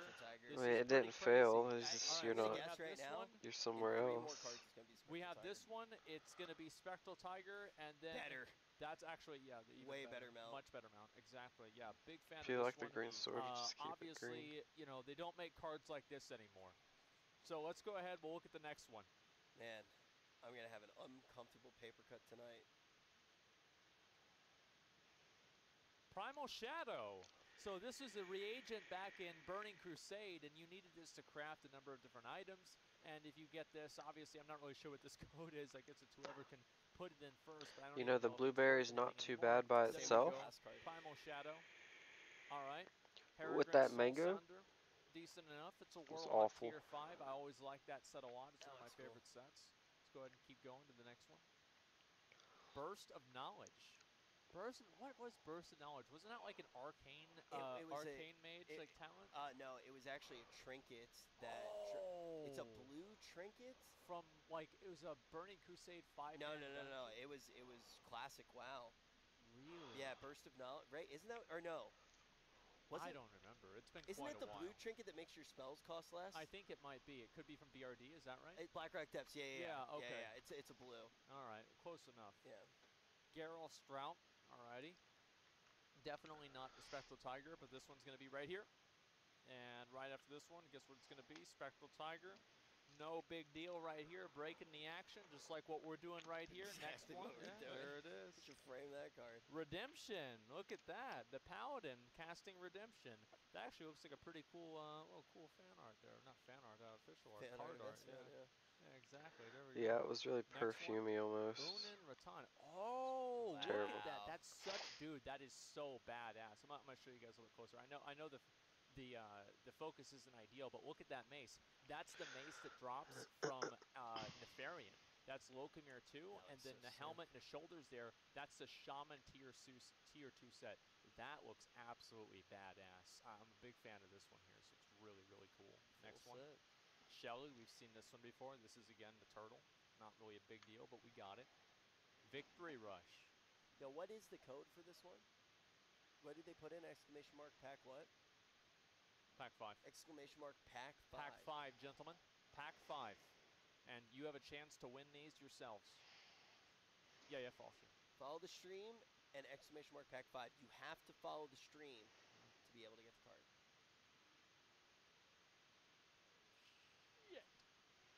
All right, next one. All right, we've got one card left, gentlemen. One card left. Here we go. Here we go. Spectral Tiger. I mean, I thought you were gonna Next come one, 100%, over, dude. but I know it. Like, it's gonna be the next pack. Next pack? Like, yeah, I can already feel it, So man. you're gonna open it? Yeah, I can do next pack. Yeah, I'll do next pack. You want to do one after that? Yeah, but you just said the next one's gonna have the spectral tiger. Yeah, but like, why don't we get 3 instead of just 2? Okay. Yeah, I mean, it's That's just what a good makes idea. sense. Yeah, of let's get course. 3 spectral tigers. Yeah, I mean, might as well just get it out of the way, and that way everybody has one.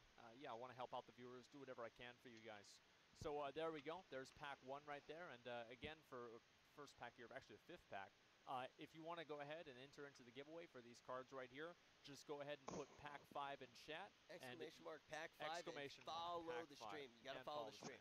There you go, guys. And let's go ahead and we'll take a look at the next one right here. By the way, this will not help you in this giveaway at all, but if you Twitch Prime right now, I will, I'll be happy. Yeah, I'll be good. I'll be good, guys. Hey, dude, I just noticed that guy kind of looks like maybe. me. Why? Blueberry's really sweet. Okay. All right. So let's go ahead. Let's open this one up. Let's get it done, boys. Let's get it done. Yeah, you can. This is going to be pack number 6. Definitely need to shower, but we'll go ahead and give everybody not a few immediate. seconds here just to wrap up pack 5, and then we'll go ahead and we'll move on to pack 6. Now, you guys want to know what's inside this pack? Anybody want to know what's inside this pack? I'll let you know right now. Okay, I'll give you a little bit of a spoiler. It's going to be the Spectral Tiger. You know, right. we're about to pull like 6 of them. Yep, it's gonna be the swoosh. Can you believe that? Yeah, That's give your dad crazy. the couch I back. already know. I don't even know if I can be excited since I already know there's just 60 Yeah, G's in this box. I mean, this is just, dude, we're just gonna get one after another, It's man. just a matter of when.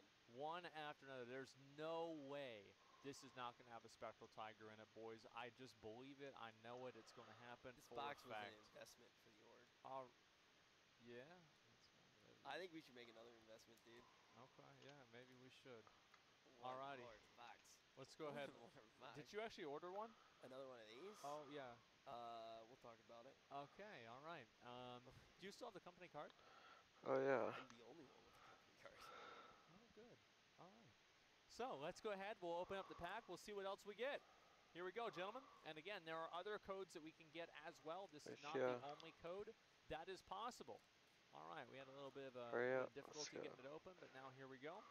To serve Kumisha. I don't Maybe a remember this McDonald's quest at all. soft serve. I don't know. You know. That's literally me watching my favorite streamer. Yeah, there it is, dude. I must serve. If you're going that way. All right, next one. Magic. Oh, all right. Kumisha. Yeah, Kangela Shadowmark. This is another new pack. We haven't seen this one either. So we're looking at some pretty interesting cards here. We haven't seen these before. Again, I always like looking at fact, the. Fun go ahead. fact. Go ahead. We did see that card one time, actually. Really? It was I in the haven't pack seen that was with Spectral Tiger. Yeah. I watched the VOD nonstop. All right, Corky's Ransom. Oh, dude, do you remember this quest back in the Grand? Yep. Stupid ass Corky keeps getting caught. Yeah, I think you had to rescue this Dumbo like 3 times. He's like 4 the people times. who keep getting timed out in chat. Yeah, like, man, dude, like I keep spamming and I keep getting timed out. Well, maybe if I type that I keep spamming and I keep getting timed out, then if I spam that, then I won't get timed out for spamming. But you one-timed me out for it. I thought I could do it now. Yeah. Oh, nope, not quite, man. Not quite. Another mage right there, Josiah King. All right, let's go with the all next the one. Here we trimmings. go. And Spectral. Ooh. Can't believe they don't have nuts anymore. Let's go to the next one. We've seen Next that one one should already. be the loot card. Okay. God damn it. No. That's not like the loot card. Okay, yeah, I know. I get it. All right. Exerner, the Crypt Keeper. Alrighty, good. That's a cool. Isn't that weapon? That weapon right there is a level 70 BOE item that drops. I think it's called Blade of Wizardry. Oh, I thought that was from Skyrim. No. Let's go to the next one. Arthur. Oh, this is the Blood Elf guy. All right, yeah, we know who this is. Okay. This is actually a pretty cool card. We haven't seen this one either. All right, let's go to the next one. Oh, Voidwalker's gone wild. Oh, dude, boy. I used to stay up all night. Did you watch this quest? Just to watch that quest. Well, it wasn't even the quest. It was the guide to the quest. How I love that card. Yeah, this was a really good quest. It was in Hellfire Peninsula. Comedy Central. Yeah, Comedy Central at 3 a.m. Yeah, I think that's about how. Yeah, of course. Yeah. Bloodlust. Alrighty, there we go. We got the old horde ability. Horde hero required. Yeah, I guess there's no heroism in this pack here. Let's go to the next one. Well, that's cool. Nesmed the Darkbringer. We've seen him before. I really like his sword. It reminds me a little bit of the BFA swords, actually. They took that card art and turned it into a Hearthstone card. I'm pretty sure it's the Humility art. Oh, it's a pretty cool art. I like it. This is really nice. All right, let's see what else we have. We've still got a few cards left, gentlemen. A few cards left. And that could maybe be a Spectral Tiger. Let's see it. Aw, this actually does look cool. Like the Troll Shaman right there. Yeah. This is like some straight up Warcraft 2 shit. I like it a lot. There it is, Redgar. See the next one? Exodar Peacekeepers. We've seen this one before already. Yeah, I missed. I dropped it, unfortunately. It's okay. Usually the back one never was one of the top cards. All right, we've got a few more to go.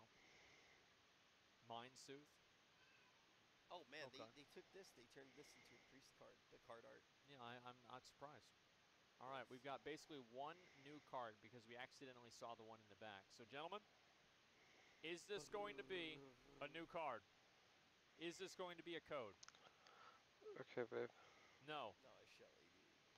It's just Shelly. That'd be good. But we do have the winner from pack number 5. Ladies and gentlemen, Mad Villain. Dude, I'm a big fan. Mad Villain. Oh my God, I need to pick my favorites Mad Villain album.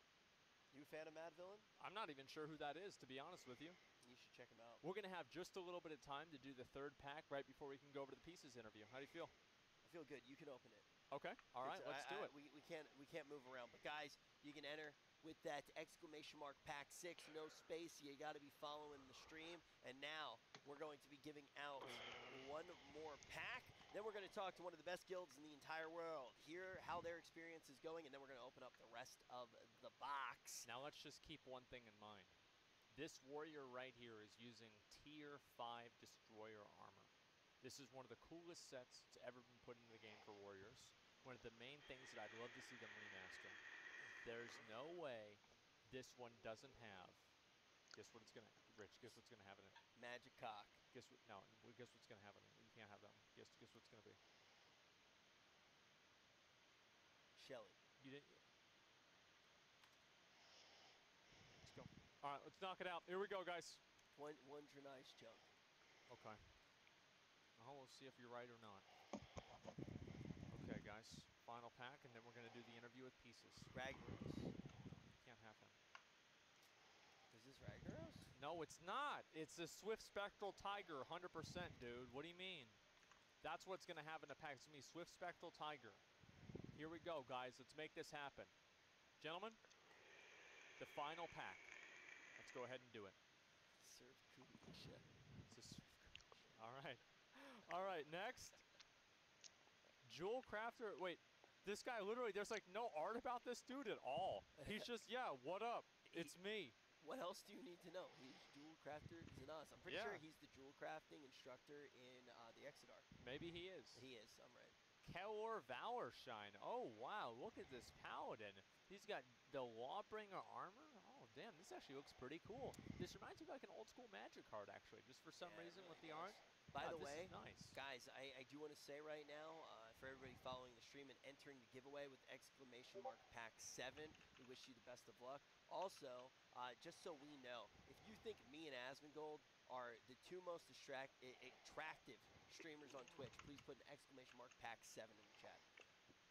Yep, let's do pack 7 in chat. We're going to go ahead and get that done real quick, and we're going to look through it. Yeah.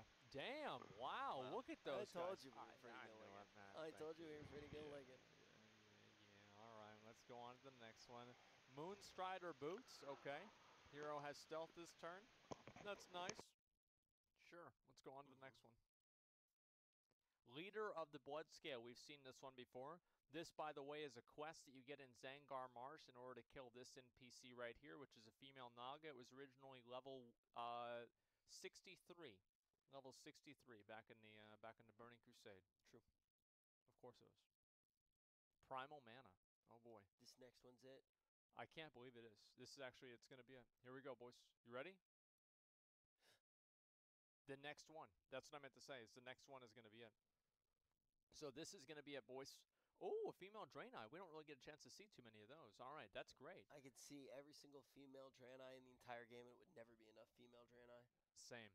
And look, she's using the, oh, there's the mace right there from High King Malgar. That's the mace that was used in the Burning Crusade cinematic, too. The Hammer of the Naru. Earth Shield. Oh, wow, this looks really cool. There's an ogre and Tauren that's like fighting him. That looks really, really badass. That but is definitely cool. not what I would have expected out of out of art about Earth Shield.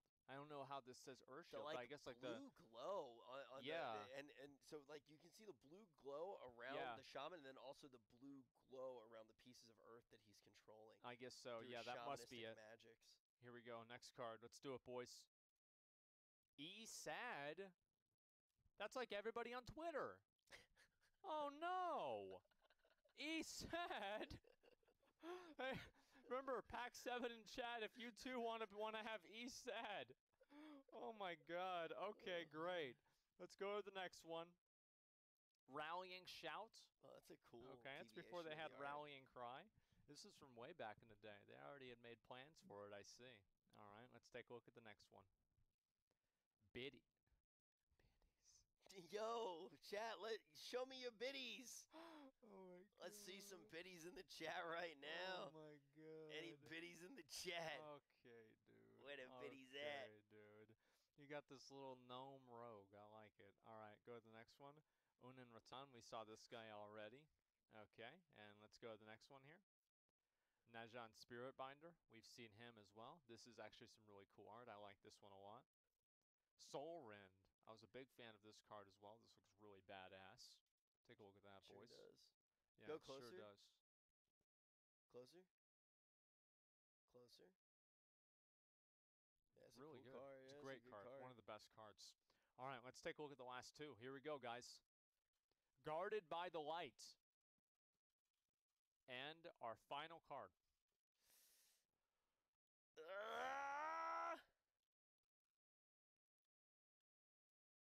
Gentlemen, the final card is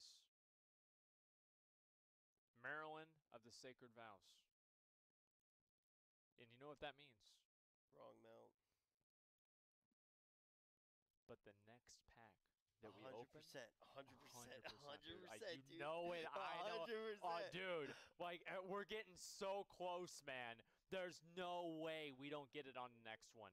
How close are we? Where are we at with the Pieces interview? When's that going to happen? How are we doing? We've got those 3 packs that are done. If you guys want to put pack 7 in the chat, we will send you these cards as well, and we're just getting ready for the giveaway for that. Now, that card right there, the Swift Spectral Tiger, that's going to happen, I don't know, probably, next time we start opening the rest of these packs. So I'm not too worried about this at all.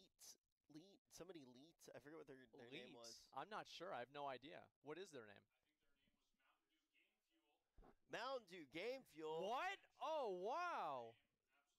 Wow. I don't think that Mountain Dew Game Fuel won this card, but they definitely won our hearts. Oh, my God. We're on their website. Wait, really? Yeah. Oh, my God. Look at Mizkif. Wait, OTK. Wait. This is the first time I see this. Wait, what is this? This looks like Mizkif is he's on the cover of, like, you know, like those like half rock gangs back in like 2002.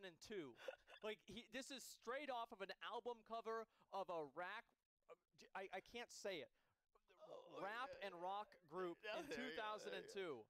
Dude, that is so funny. Yeah. This has been a dream come true for me. This has been an absolute dream come true for me. I've been like such a big fan of Mountain Dew in general since like the beginning of time. Like all the way back in WoW. Like, do you remember the battle bots? And you would give them Mountain Dew. You would give them the red or the blue Mountain Dew, and they'd beat the crap I remember, wasn't that like a holiday event or something like that? It was an event in the game with a red and blue Mountain Dew that I think actually was called, like, I think it was like the original, like it had the name Game Fuel or something like that. But yeah, seriously, guys, we love Mountain Dew Game Fuel. But I want to see what they said about us. OTK is a group made up of Asmongold, Mizkif, NMP, S-Fan, Rich, and Tips. Yo, Tips, they put your name last. I'm not last. Although known mostly for their live streams on Twitch and YouTube videos, the group has come together under a roof in Austin, Texas to create weekly shows and events. OTK loves the taste of Game Fuel, and the entire group relies on the resealable lid. I wrote this. I actually wrote this part. At every OTK event, there are a million things going on, and everybody is running around like crazy. The resealable tops of Game Fuel cans are one of the many things that make you... Dude, that's true.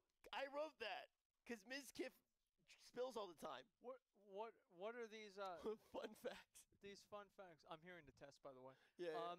Fun facts. NMP has been pogoed. Wait, 10,892,945,321 times. I think they need a few more zeros at the end of that. But they're getting pretty close. Not necessarily a fact, but they're pretty close. OTK now owns more Pokemon cards than any other company in the world. Wow, look at that. What a surprise. Hey, That's look, really funny. this one's about you. Asmongold has spent 13% of his life reacting to his own content. This is on a Mountain Dew website? Are you kidding me? Are you kidding me? Wow. Oh my God. I don't even know it. This is insane. Let's go. We'll go back to the other one. I want to read the rest of these. These are good. Tips, Sea-Doo, and Gnome Stan are all proud parents. OTK is also home to one more baby, Ms. Kiff. Aw, that's so true. Streaming hours, OTK streamers can be found here, and then it shows all of our streaming schedules. Rich begins his stream after Asmongold's ends. Oh no, this is so... Oh my God. Wow. Wow. They spit roasted all of us. On their own, it's like an official website. Oh my God. Dude, okay. Wait, they got our newest YouTube video there as well. Wait, scroll down more. Roundtable Castle Nathria. Oh my God. Look at my arm, man. I'm so skinny. Dude, look at Oh God. There's Joey. Joey coming in the ring. Joey Parmesan. Is there more? Dude, this is awesome. Oh my God. Where's our flavors right there? Oh, there so you guys can get a discount if you guys want to go over to the site and get some Mountain Dew. Look at that. They actually asked us what our favorite flavors were, and I was like, green. Yeah, green. They asked me, I was like, green. Well, it's actually good. My favorite flavor is blue. So it makes Wait, sense. really? Yeah, anything that's blue, I like. Anything that's green, I'm not really as much of a fan of because it reminds me of like lettuce. But like blue reminds me of like blue Skittles, or it reminds me of like blue candy, or like blue. Dude, Sinak loves the watermelon one. You can just hear us talking about, yo, what's up, man? Hey, are we live? Can you hear us? Oh, they can't hear us. Oh, we can see the preview right now. Sorry, we got a little bit distracted there. Yeah. We got carried away. We thought we were already in the interview. But yeah, guys, if you want to go over to the Mountain Dew Game Fuel website that now features us, you can go ahead and do that, and also you can get a discount on checkout. But you know what? We're going to have right now something that is also very sweet. What's that? An interview with Pieces. How about that? I am very excited. And all right, are we ready to jump into the interview right now? I'm good to go whenever you guys are. I'm ready. Have you two met each other yet? We have not. Go ahead. Meet each other. I don't know if the mics are on. They are. Hello. Hey, what's going on, man? Can you hear me? I don't know if you can hear me. Hello. I can't see you, but I can hear you. Okay, so well that's halfway good enough. Well, listen, man. Thanks a lot for coming on. Really appreciate it. And also, congratulations on your guild's success. You guys are now 3rd in the world, 6 out of 10 bosses down. And could you please talk to us a little bit about how you kind of arrived there, and also kind of who you are, where you're coming from, and what guild you're from? So, my name is Bastu, or Brian. I'm from Pieces. I'm an officer in Pieces. I do all the like kind of behind-the-scene logistics stuff over here, all the spreadsheet stuff. about the guild, how we got here. I mean, obviously today at least how we got here, it's been a very long day, and we've been going for like 16 hours. Yeah. We would have wanted to have killed 7 bosses, but yeah, I think we're doing okay.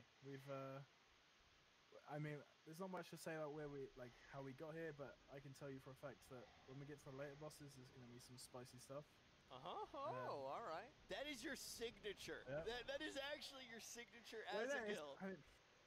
It's funny, like in previous pieces, you go back to like Battle of the Design Law. So we day raided the first day there, and we killed Mechagon like faster than any other EU guild. That's really impressive.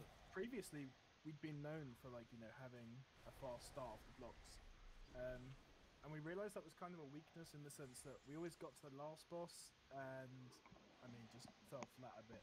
I mean, look at Queen Ashara and Nazoth.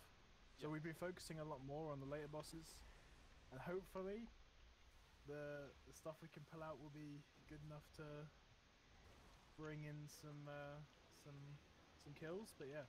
Well, let me ask you something, right? So you're talking about day raiding, and you're competing here against a lot of these guys. Guess what? Limit's day raiding, Echo's day raiding. Of course they are.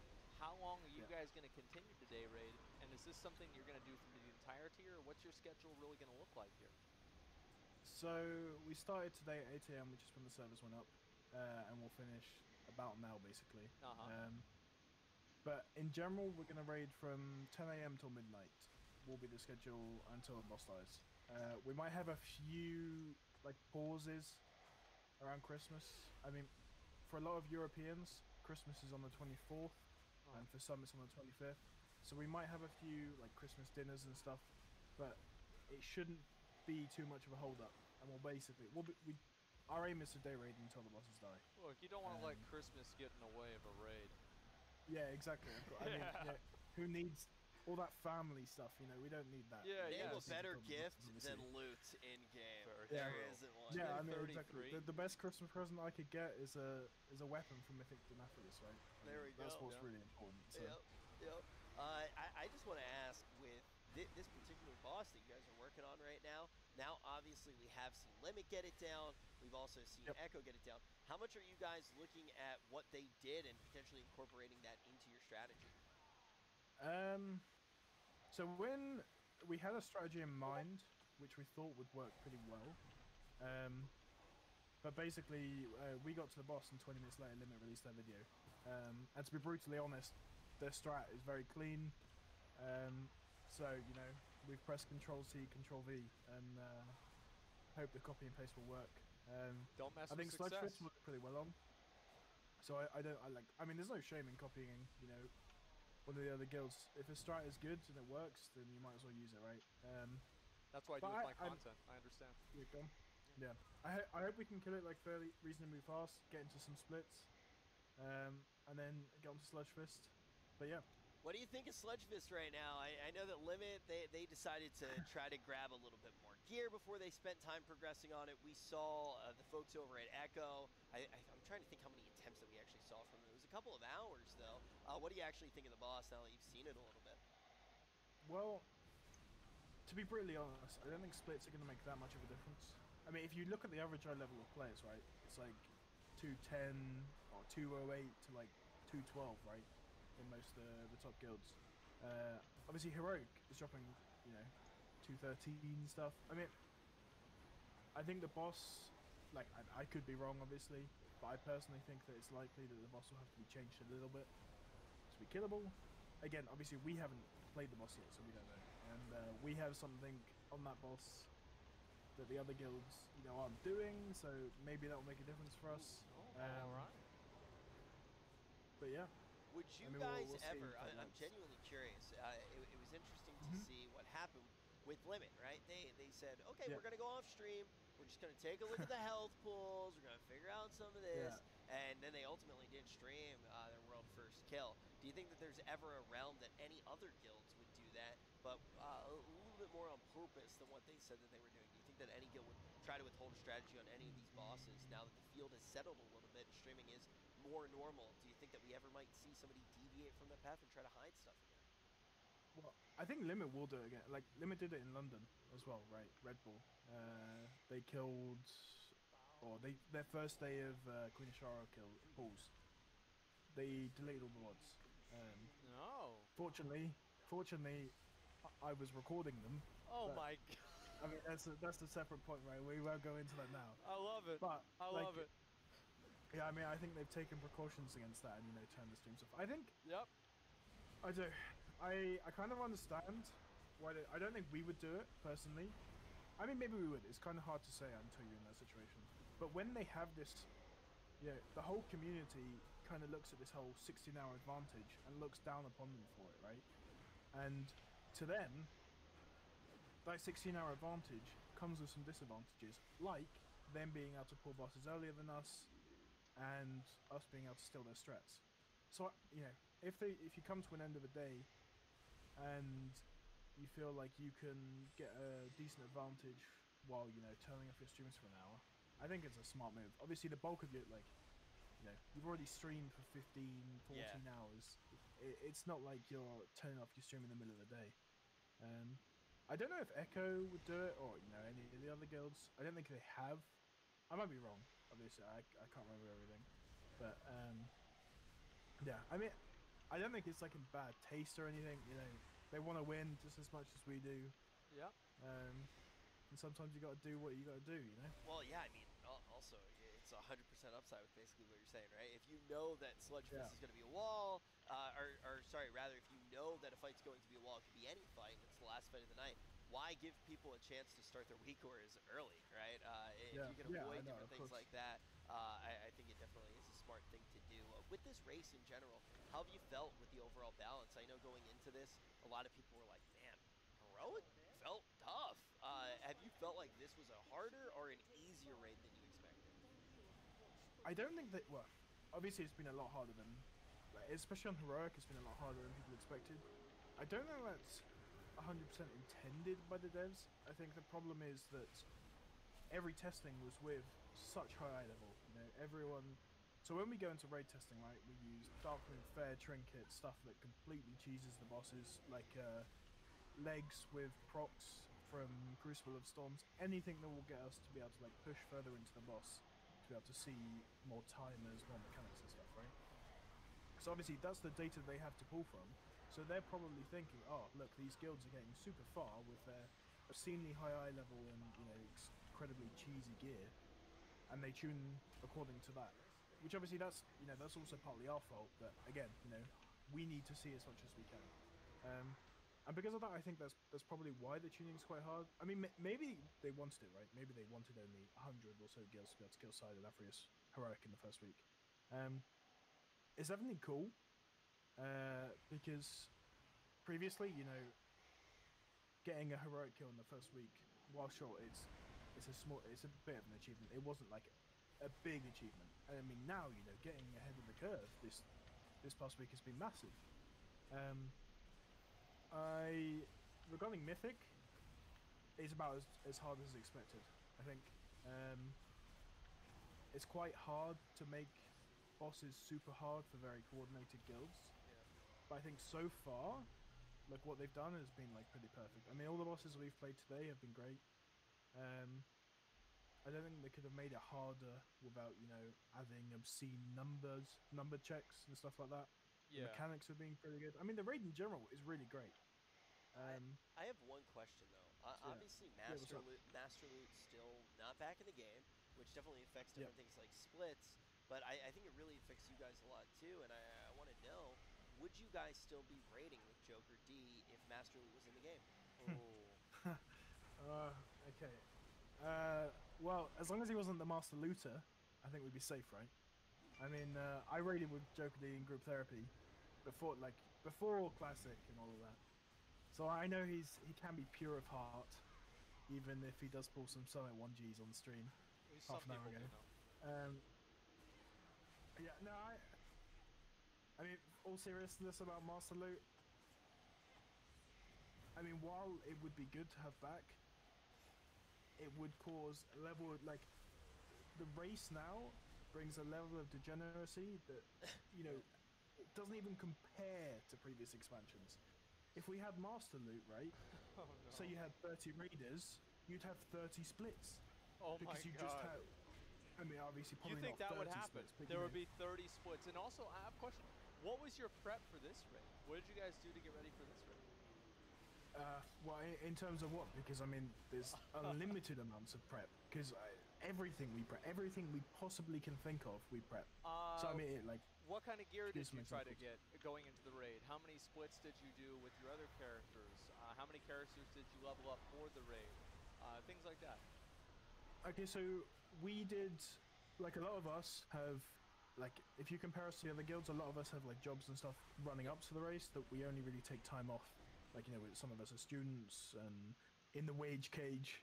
Yeah. And so we only had 6 characters. Normally we'd have like people come in and help us with splits. But obviously, because, you know, of the difficulty of the raid this time around, we didn't. So we just ran 6 splits. We killed side Nathria 5 times. We just tried to optimize as well as possible. Regarding it now, you might have seen our tweet that we basically put out yesterday. We're, like, Pieces is probably the richest guild by far in gold because of, you know, we do a lot of gold boosting as soon as the tier's over and stuff. And Mythic as well. And we basically offered, you know, anyone that has a heroic side Nathrius weapon, you know, or the eye level, so they've done a lot of PvP and looted the weapon from their box. They can join our raid, like, you know, next few days. If they loot us a weapon, we'll pay them 1 mil. Wow. And this is something we'd planned since the start, was to basically pay people to, you know, join our raid so that we can, you know, take the loot. I mean, you know, we're not spending gold on anything else. Like, I mean, we only spend gold on BOEs and items, basically. Like, before, so on Monday, I basically spent all day buying BOEs across, I think it was like 17 different servers in the EU. Yeah. So everyone had, you know, full socketed BOE. Like, every single raider had exactly what they wanted with avoidance, speed, all of that. And we'll do that for Mythic as well. Like, something that's, like, we prioritize heavily is trying to, like, help others, like, you know, give us gear by using our gold, basically. Like, we tried to play to our advantage, and I think that's a big part of the preparation that we did, is farming metric tons of guild banks upon guild banks. How much? How much this tier? How much do we have total? How much have like, you before spent the tier already? started? How much have you spent How much already? have we spent already? I don't know. Probably 1/9 of what we have. So we probably spent like 50 mil. So you have you have close to $500 million gold. Is that right? Oh my God! Yeah, so something like that. Yeah. Yeah. Wow. Yeah, we have a lot of gold, but we spread it across all the servers basically. So, you know, any BOE pops up, like we track BOE. As soon as a BOE pops up on the server, I'm logging over and buying that straight away. So you guys have like got super like that important, man. website, like how they used to have with corruption, so you could go and just immediately find out what the BOEs are, what server they're on, and just buy them. We have our own version. Oh my God. Oh my God. But yeah, we did this last year as well. I think us and Limit were probably the guild that, like, dominated the BOEs quite a lot. Wow. So I have a question for you. I have a question for you with the prep. Yeah, what's up? One of the big things that everybody's talking about is when are people actually going to craft their legendaries? There was a lot of fear as to whether different things were going to get nerfed, whether you were going to need a specific legendary for a different wall. When did you guys actually craft your legendaries, or do you have any players who haven't crafted legendaries that are still in the main group right now? So, this actually kind of ties into how like the difficulty of heroic. So I think obviously it was tuned. The bosses were tuned right around having legendaries, and so us not crafting legendaries made the bosses harder. We chose to craft, like, obviously it's typical heroic week. You get the Monday night tuning, like the patch notes. Normally classes are buff, nerf, legendaries are changed. Not much was actually changed this time around, but we basically waited for legendaries until Monday night. You know, when the patch notes were done, people could start crafting their legendaries if there was a very obvious option. A lot of people didn't craft until after they'd opened their Great Vault. For example, if they had a choice between Head and Shoulders to craft their legendary in, they would see, you know, maybe they got head or shoulders in the box, and then obviously they would wait to loot that, and then craft. But basically it was, you know, taboo in the guild to craft a legendary until, well, the tuning pass had been done. Which kind of like, as a casual, it must really suck, right? But I think like the idea of it must suck in, you know, you craft a legendary and feel it's going to get nerfed. Yeah. Fortunately, Blizzard actually didn't really touch much of the legendaries, probably because of, you know, fear of that. Yeah, I would hate to be a player that, you know, gets home 5 p.m. every day, looks forward to playing Shadowlands. You get home on a Monday night, and you know the legendary that you've been looking forward to playing with all week, that you've crafted the day before, is just gone. You might as well throw it in the bin. Yeah, I think that's something that they worried about, and I think that Blizzard said whenever they were going to, I mean, because, you know, they'll inevitably rebalance covenants to some degree, and they even said that they can always just make it to where you can get a free swap. So I do hope that if they can effectively, you know, temporarily pull the ripcord there, and basically just give people the opportunity to do the same thing with legendaries and just refund Soul Ash. I've got a funny story about that, actually. One of our raiders, so Boomkins right now, they have a covenant, you know, they were choosing between Kyrian and Night Fae. Night Fae's very OP, if you've seen it. It's Convoke. Sorry if you can hear my dog. It's Convoke, you know, it casts loads of 16 different spells within the Druid spellbook. And so one of our Druids, you know, he was Night Fae, and he pre-did the quest for Kyrian to be able to swap quickly, you know, in case it ever arose. Anyway, he logged on last night, and he had an auto hand-in, like add-on. Oh no! And no! So this is probably 10 p.m. last night. You know, he's thinking this guy is the best geared druid in the world at this point, right? He was 210 last night. He was the best geared in the guild by far. You know, he was ready to wake up this morning and bang. He logged in last night, and well, he swapped Covenant by accident. Wow. And is he going to be able to progress with you guys? Well, fortunately, he had a second druid that also got a legendary from Heroic, and he's been gearing that up all day. Wow. All right. Well, that's the benefit of having 6 characters, isn't it? Yeah, I mean, well, for him, he was especially lucky because he got 3 or 4 weapons across his characters. Oh my god. Which, you know, I mean, a lot of us didn't get weapons on any characters. Yeah. So yeah, but yeah, he was definitely not very happy about that. I can tell you. I'm not going to say his name because I don't want to embarrass him. But yeah, I mean, How did he tell you guys? How did he come? Like, this is even better. So we were in a guild meeting last night, you know, just talking about, you know, make sure you set your alarms and all this stuff. And our tank, Andy, he's a Kyrian. And he says the player's name and says, you have to tell them. And, you know, everyone's in TS is like, what are you talking about? So our tank sees the druid in the Kyrian, like, class or whatever you call it, like the Kyrian area, and he's like, why is this Boomkin in the Kyrian place? Oh my god. And so he hadn't told anyone because he didn't want to interrupt the meeting. And so, yeah, it came out very badly. It's like seeing a relative at a strip club. Yeah, exactly. Yeah. It's like, what are you doing here? I'm here for the buffet. Yep. That's crazy. Yeah, it's a bit unlucky. And obviously, he had already swapped. Like, you can't go back, right? Did like, he try to away. put in a ticket and be like, listen, guys, I didn't mean it. It's funny, we wrote to our dev contacts, we wrote to everyone we could. Yeah. I mean, you know, like, we wrote letters to Santa. Nothing was getting that, but like, that character is doomed. I mean, it's literally, he now has 2. He has one druid that's like 203 and one that's 210. That sucks. Yeah, I mean, I'm gonna be honest.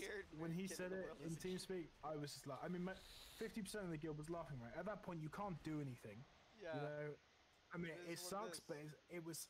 We were in hysterical laughter because it's just typical. Like, you can't do anything. You know, it's just unlucky. Preach should put that in drama time. That's a drama really time funny. story if I've ever heard one. You have to tell them.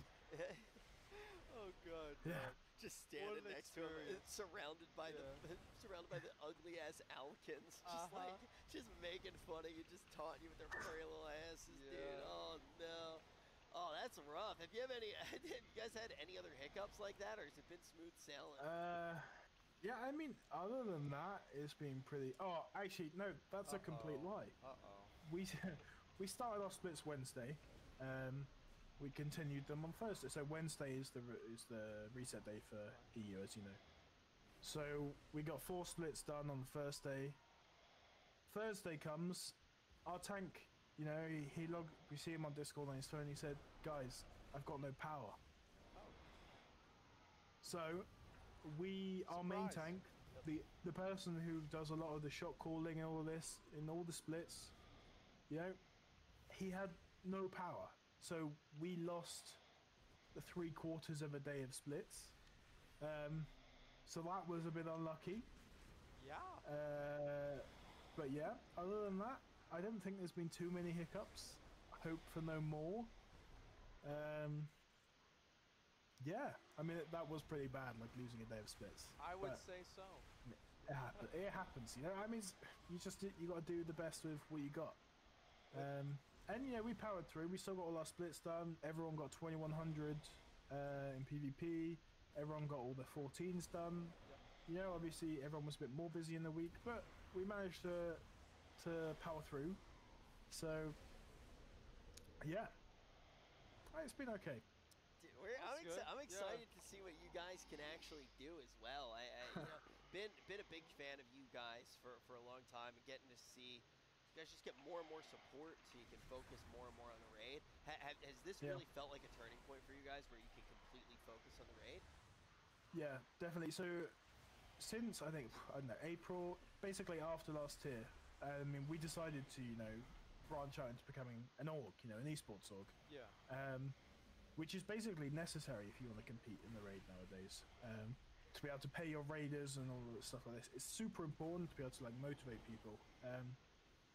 I mean, after the tier, we lost 5 or 6 raiders to what was then Method. Yeah, I mean, if you have to pick between 2 guilds, right, one that can pay you and one that can't, yeah, you can make a living off of one. And so we basically had to go down this route. And I mean, it's been good. We brought in support staff. My girlfriend has taken a big part of that, and then we brought in someone new called Jenny, and we have a lot of staff now basically that help us do a lot, so that we can focus on the race. And it's been great. It's been hard. Like I mean, as you guys know, like you just set up a OTK. We can literally say thing. the exact same thing to you. Yeah, it's a lot of hard work, and I've probably, I don't know, since September, I've probably spent 10 hours a day doing something related to pieces. Wow, 100%.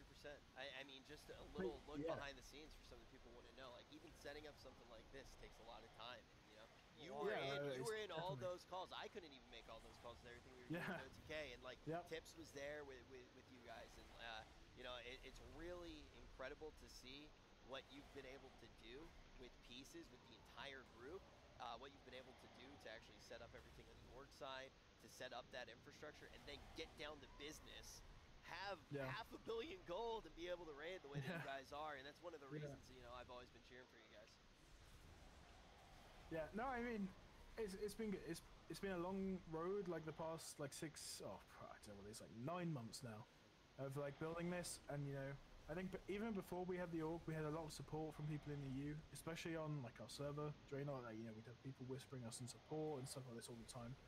And obviously, like becoming more like having, you know, a large Discord server, having a Twitter and all that stuff like this, we've seen the support that people in the EU, and well, not just the EU, people from all over the world have given us.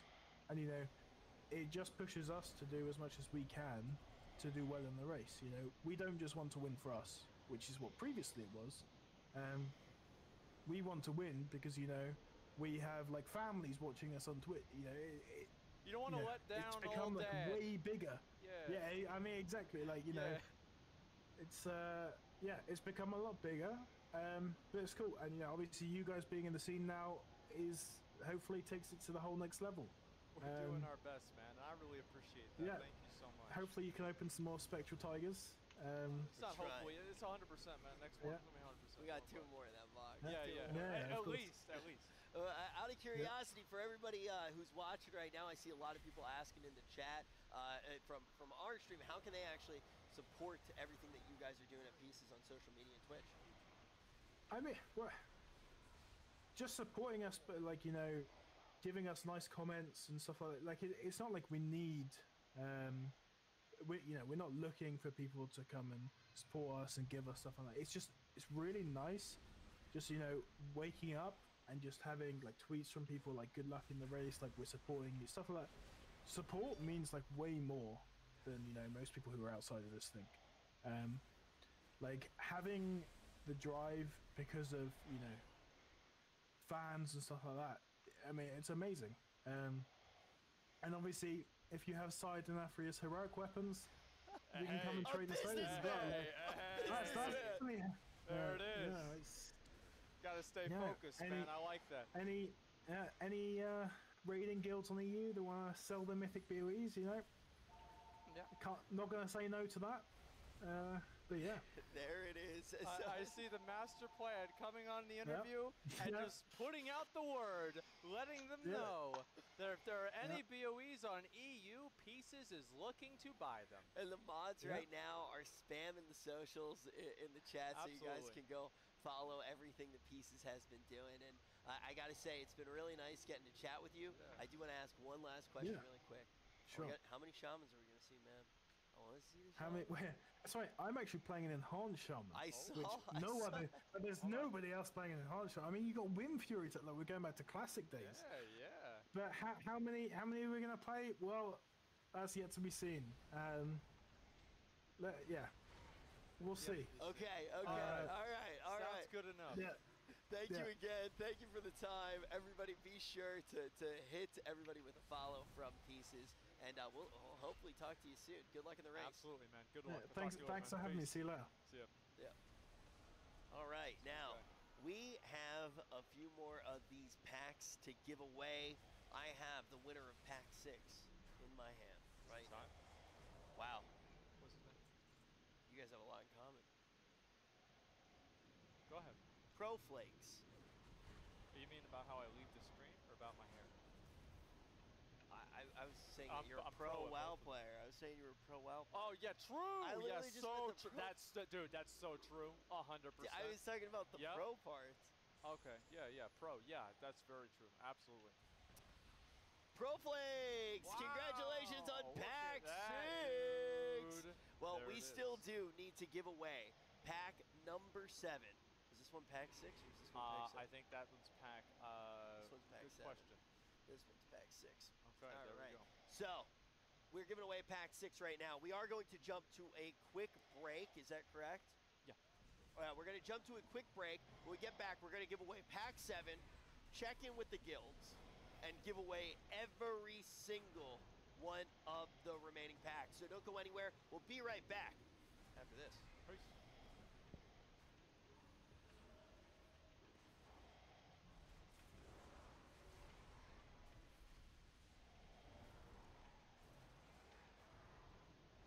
The only thing that people love more than delicious food is delicious food fails. Please play that like 90 more times. Join Tiffany Thiessen and her panel of foodie experts. Bye bye, eyebrows. For the ultimate holiday fail feast. Hold it down. I'm okay. Deliciousness. New series premieres tonight at 7. After all new episodes of Ridiculousness on MTV. We made USAA insurance for this season. When being a fan on a budget gets tough, our agents do the legwork so saving on auto insurance is easy. USAA. What you're made of, we're made for. USAA. Time to go to work. Hey, neighbor. Hey, Jake. Just sent you the light. Like a good neighbor, State Farm's there.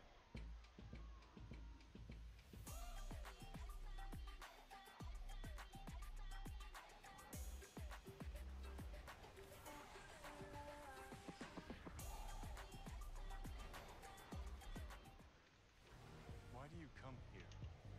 For fun? Looking for a shock to the system? 77.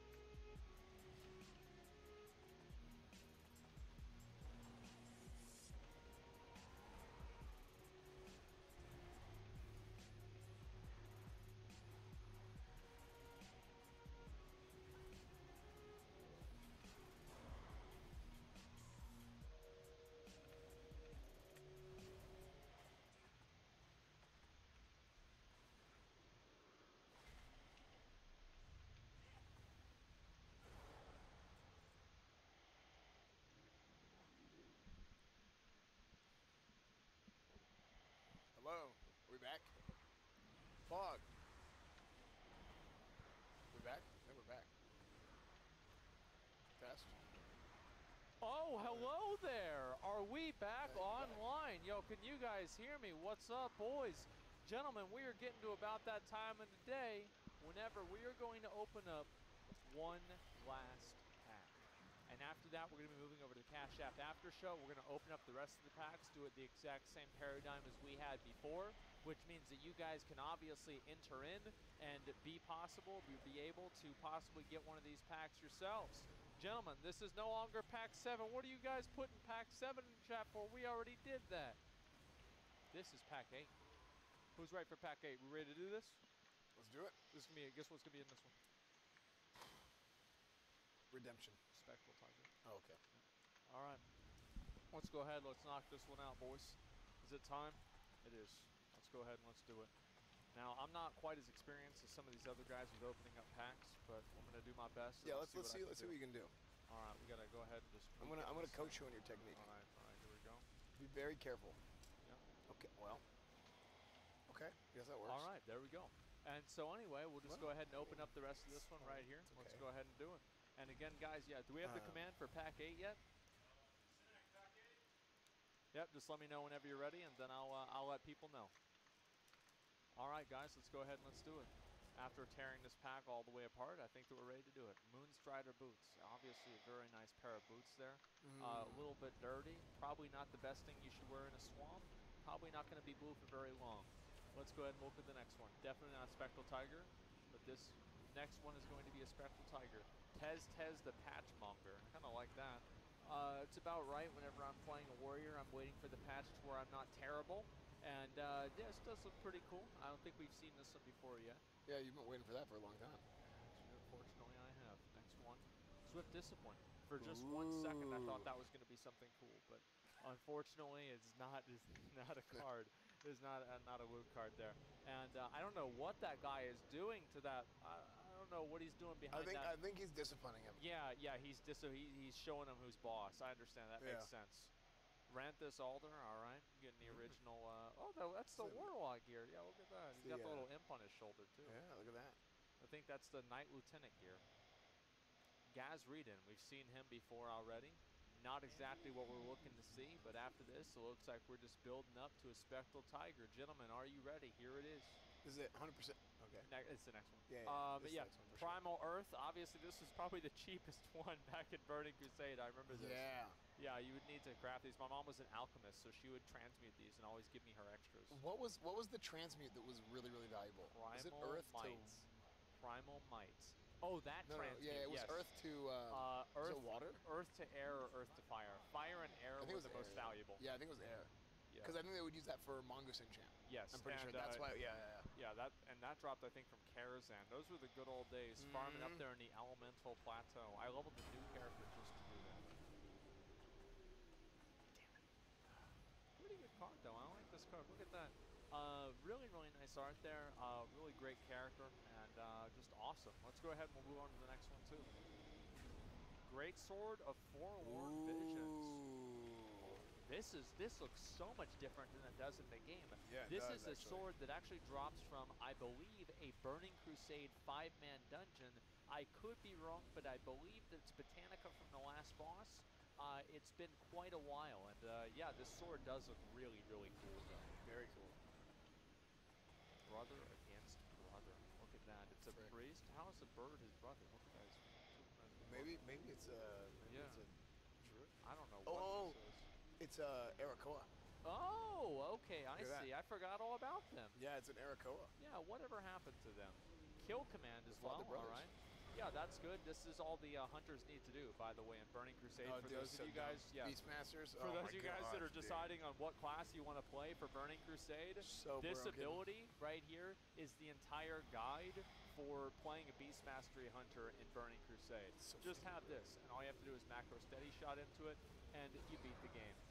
All right, Borrowless Brode. Oh, almost Benjamin Brode, who was the lead guy for Hearthstone for quite a while.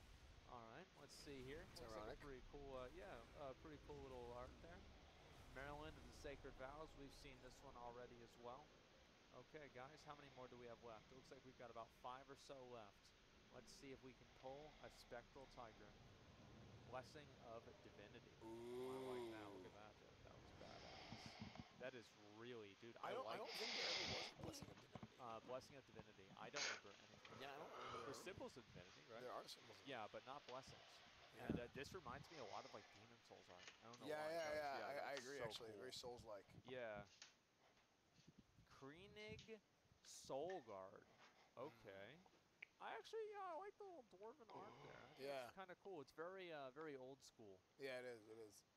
It's like Dunmorrow. Take the shot. Alrighty, boys.